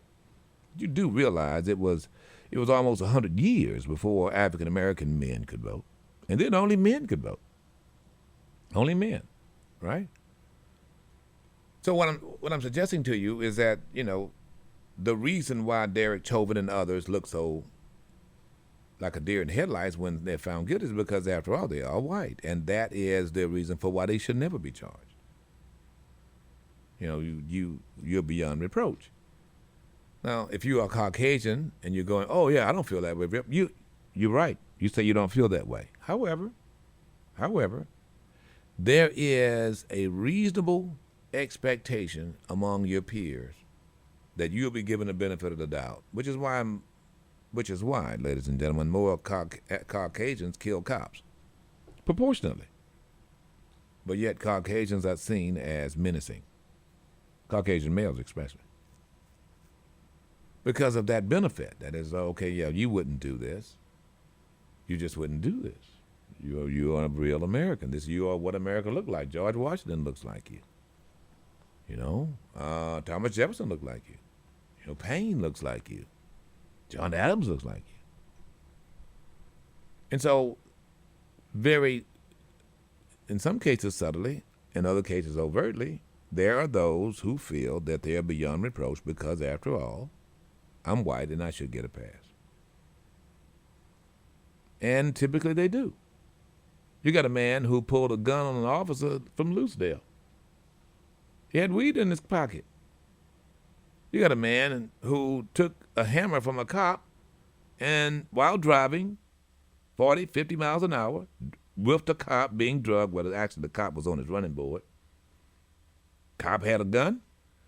Man's arm stuck in the window, takes his hammer out of his utility belt, hits the window, didn't fire on the man, breaks the window in an attempt to get his arm from being stuck in the truck as they were hauling ass down the road.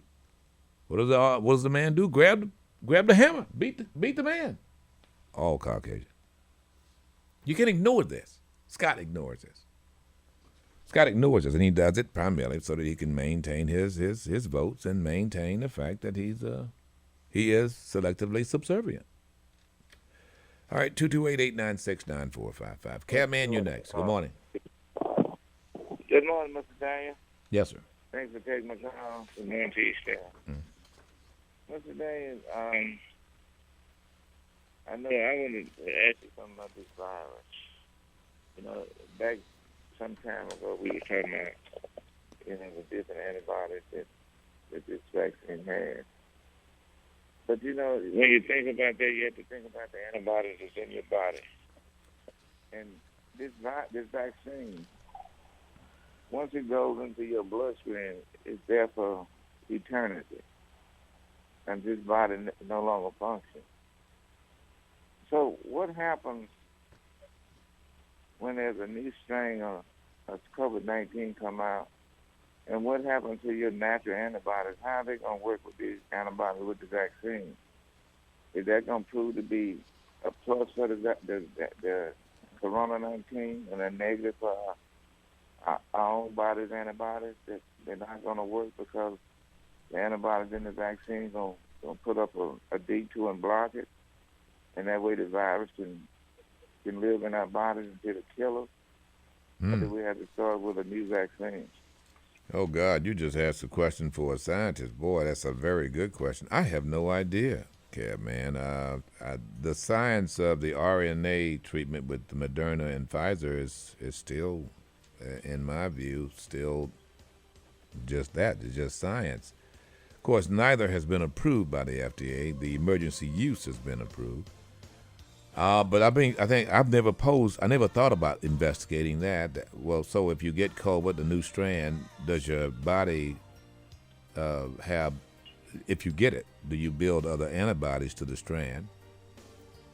Or for that matter, just how does that work? I don't know. I have no idea. We will find out, I can tell you that. We'll see what we can find out.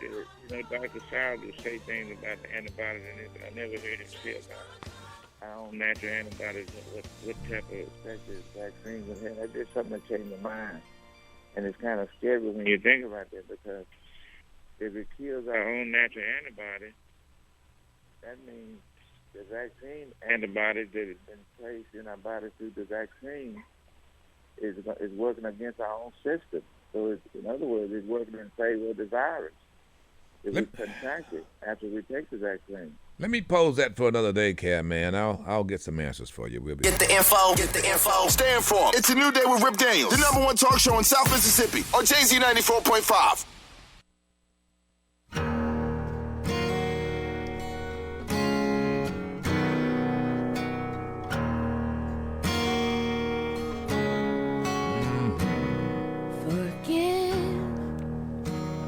Sounds good. Forget. I'm not sure I could. They say time heals everything, but I'm still waiting. Yeah. The Dixie Chicks. I'm through with doubt. There's nothing left for me to figure out. I've paid a price, and I'll keep paying. 'Cause I ain't ready to make nice. I'm not ready to make nice. I'm not ready to back down. You know, iHeart Radio stopped playing this during the Bush administration, the Dixie Chicks. I believe it. Because there were those who, the Dixie Chicks was overseas, and they criticized Bush's actions in Iraq. And then that was spun to criticize the troops. They stopped playing this on country show, on country. I mean, they were burning records and everything. They can't deal with that criticism too well. Could you imagine? And then, of course, the same individual supported the impeached Donald John, saying that he did not believe his own intelligence. Mm-hmm. Right there on foreign soil, sitting in England, in the UK, in front of Vladimir Putin. Oh, yeah. Go figure, man. It's incredible. He believed Putin over his own intelligence officials. And yet they'd play Ted Nugent. Go figure. You're an American, though, right? You're an American. All right, folks, let's get back to it. The show is called It's a New Day. One rule, no such thing as a right or wrong opinion. Really and truthfully, there's a story here. I think it's in Clarence Ledger. I know it's in a local paper that you need to read about. I had mentioned before about this guy and the hidden history of the African-American warriors. This guy's name is Charles Jackson French from Arkansas, an incredible story, and well written by Mitchell Willits. It involves a cook, Charles Jackson French, during World War II, September 5th, 1942. Some 8 decades now after 15 shipmen were saved. You know, we're now talking about this, and it's a story worthy of reading. I'm not going to read the entire thing. I don't have much time, but it's well written. French, African-American man from Foreman, Arkansas, worked as a mess attendant on a destroyer transport ship named the USS Gregory. Now, according to the Associated Press, 1943. Now, a bomb sank the Gregory, and it was a horrendous situation. Japanese forces had sank it, and so French, along with 15 other seamen, went into the water. The Japanese were infamous about, as were the Germans. Once there's no survivors, you kill survivors because you wanted to stay out to sea. You didn't have no room on the boats there to pick up any of the Americans who escaped a sinking ship, and so they were all on a light raft, on a rubber raft, middle of the ocean.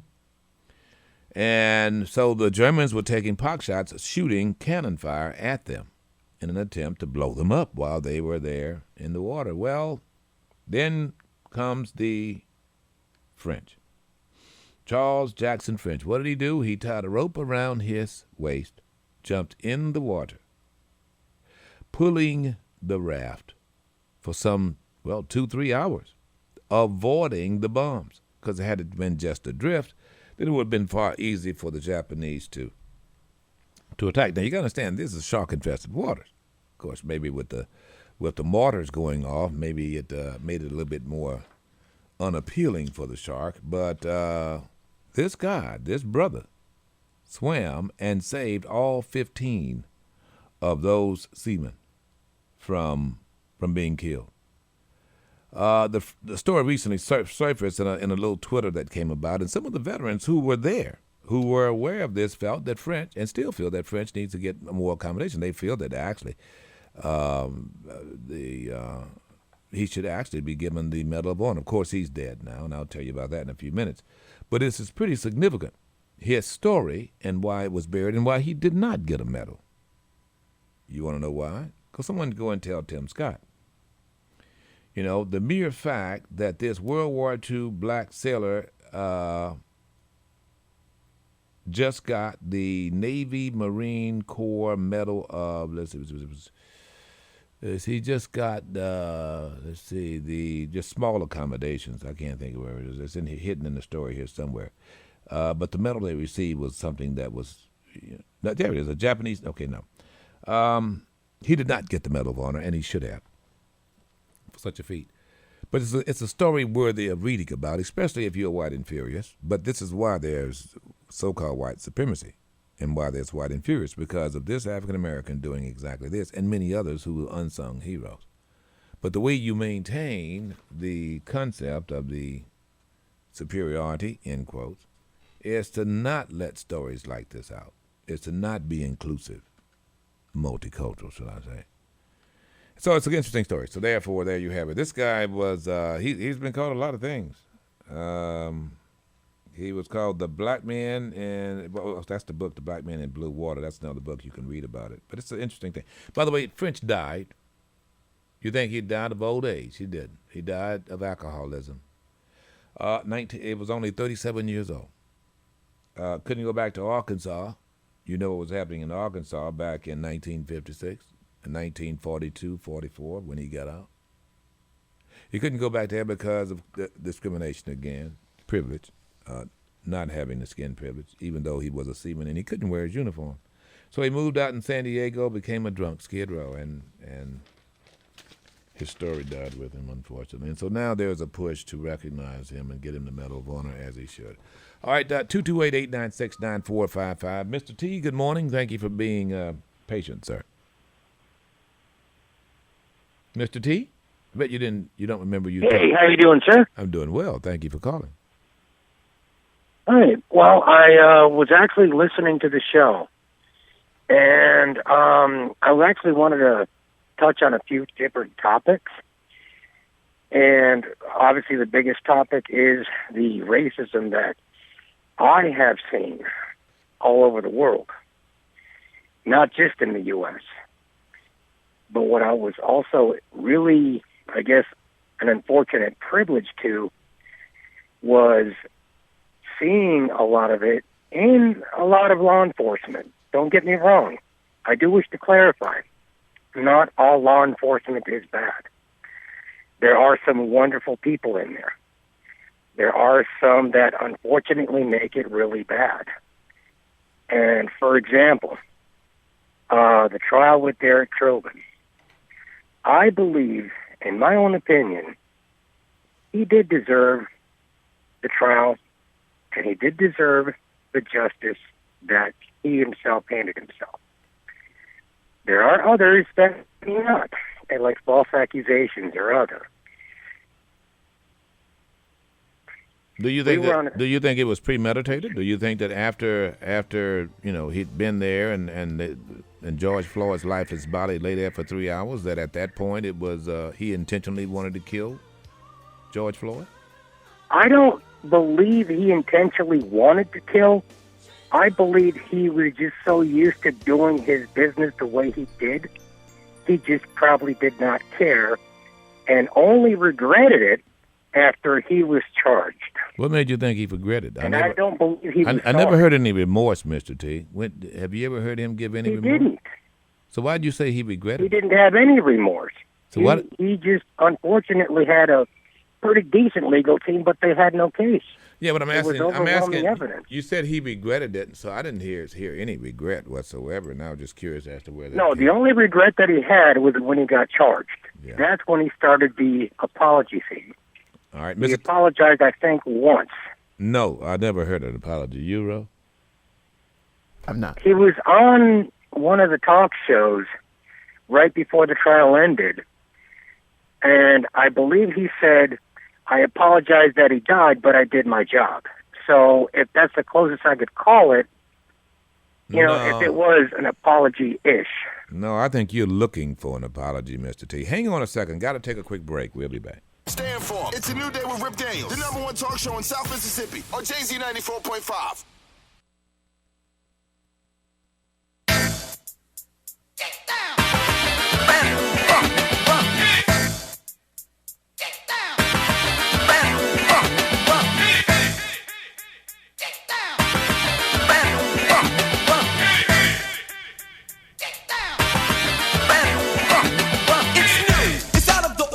All right, folks, good morning to you. Rip Daniels here. Thank you for joining us. Show, it's called A New Day, One Rule. No such thing as a right or wrong opinion. Quickly back to Mr. T here, wanting to weigh in on Tim Scott and the fact that he said America is not a racist country. Not much time, Mr. T. Hey, how you doing, my good sir? I apologize that we may not have a lot of time. But by the way, you speak eloquently. Thank you. Thank you. Appreciate I was flipping through channels, and then when I heard you, I stopped. Thank you. First-time listener, but thank you. Thank you. Appreciate that. Really do. Hopefully you will. This won't be your last time listening, Mr. T, and No. you'll enjoy it. No, I've actually locked it in. Thank you. Good. So where are you from, Mr. T? Just curious. Well, up north, Michigan. Okay, good. Good to have you down here, man. Good to have you down here in nice and sunny Mississippi. We get a lot of folks from up around Michigan.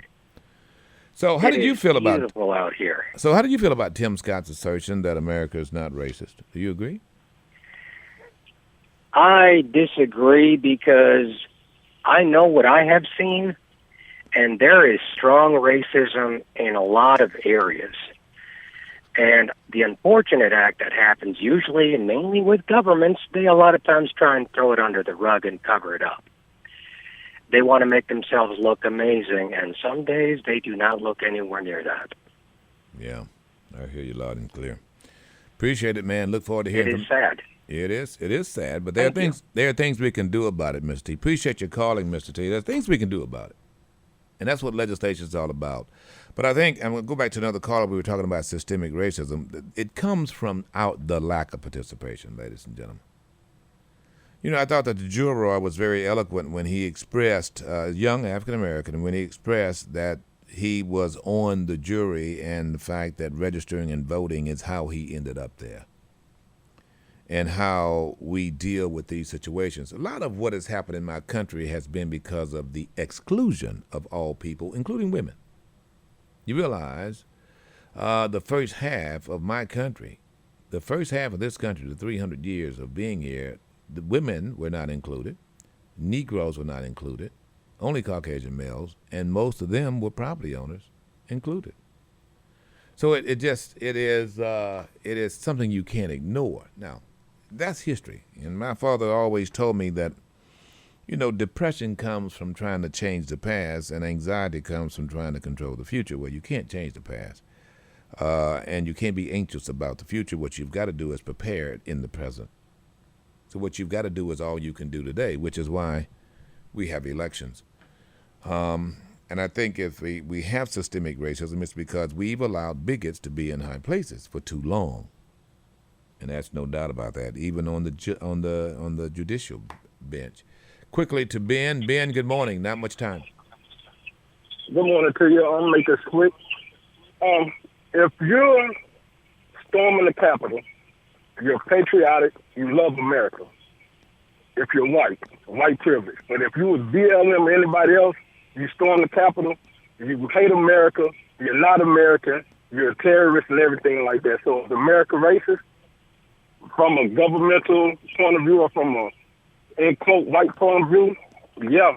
But from those who want to consider themselves American or want to be looked at as American, no. Yeah. All right. Appreciate your call. Well said. There's no doubt that in the minds and in the eyes of so-called conservatives, Klanservatives I call them, that they are the ones that's the litmus test. And so I'm going to tell you, much of what we talk about here in this forum is in response to what they're saying, and they are in the minority. Crazy conservatives are very much so in the minority, and if you don't believe it, just start listening to Liz Cheney. She'll tell you. Or those individuals, what are the Lincoln Project? I mean, there's a whole lot of Republicans who are very adamant about where that party has now been taken to. And it's down the toilet, I can tell you that right now. Ask Tim Scott. Doc, good morning. Good morning. I'm still crime fighting, and I got the answer.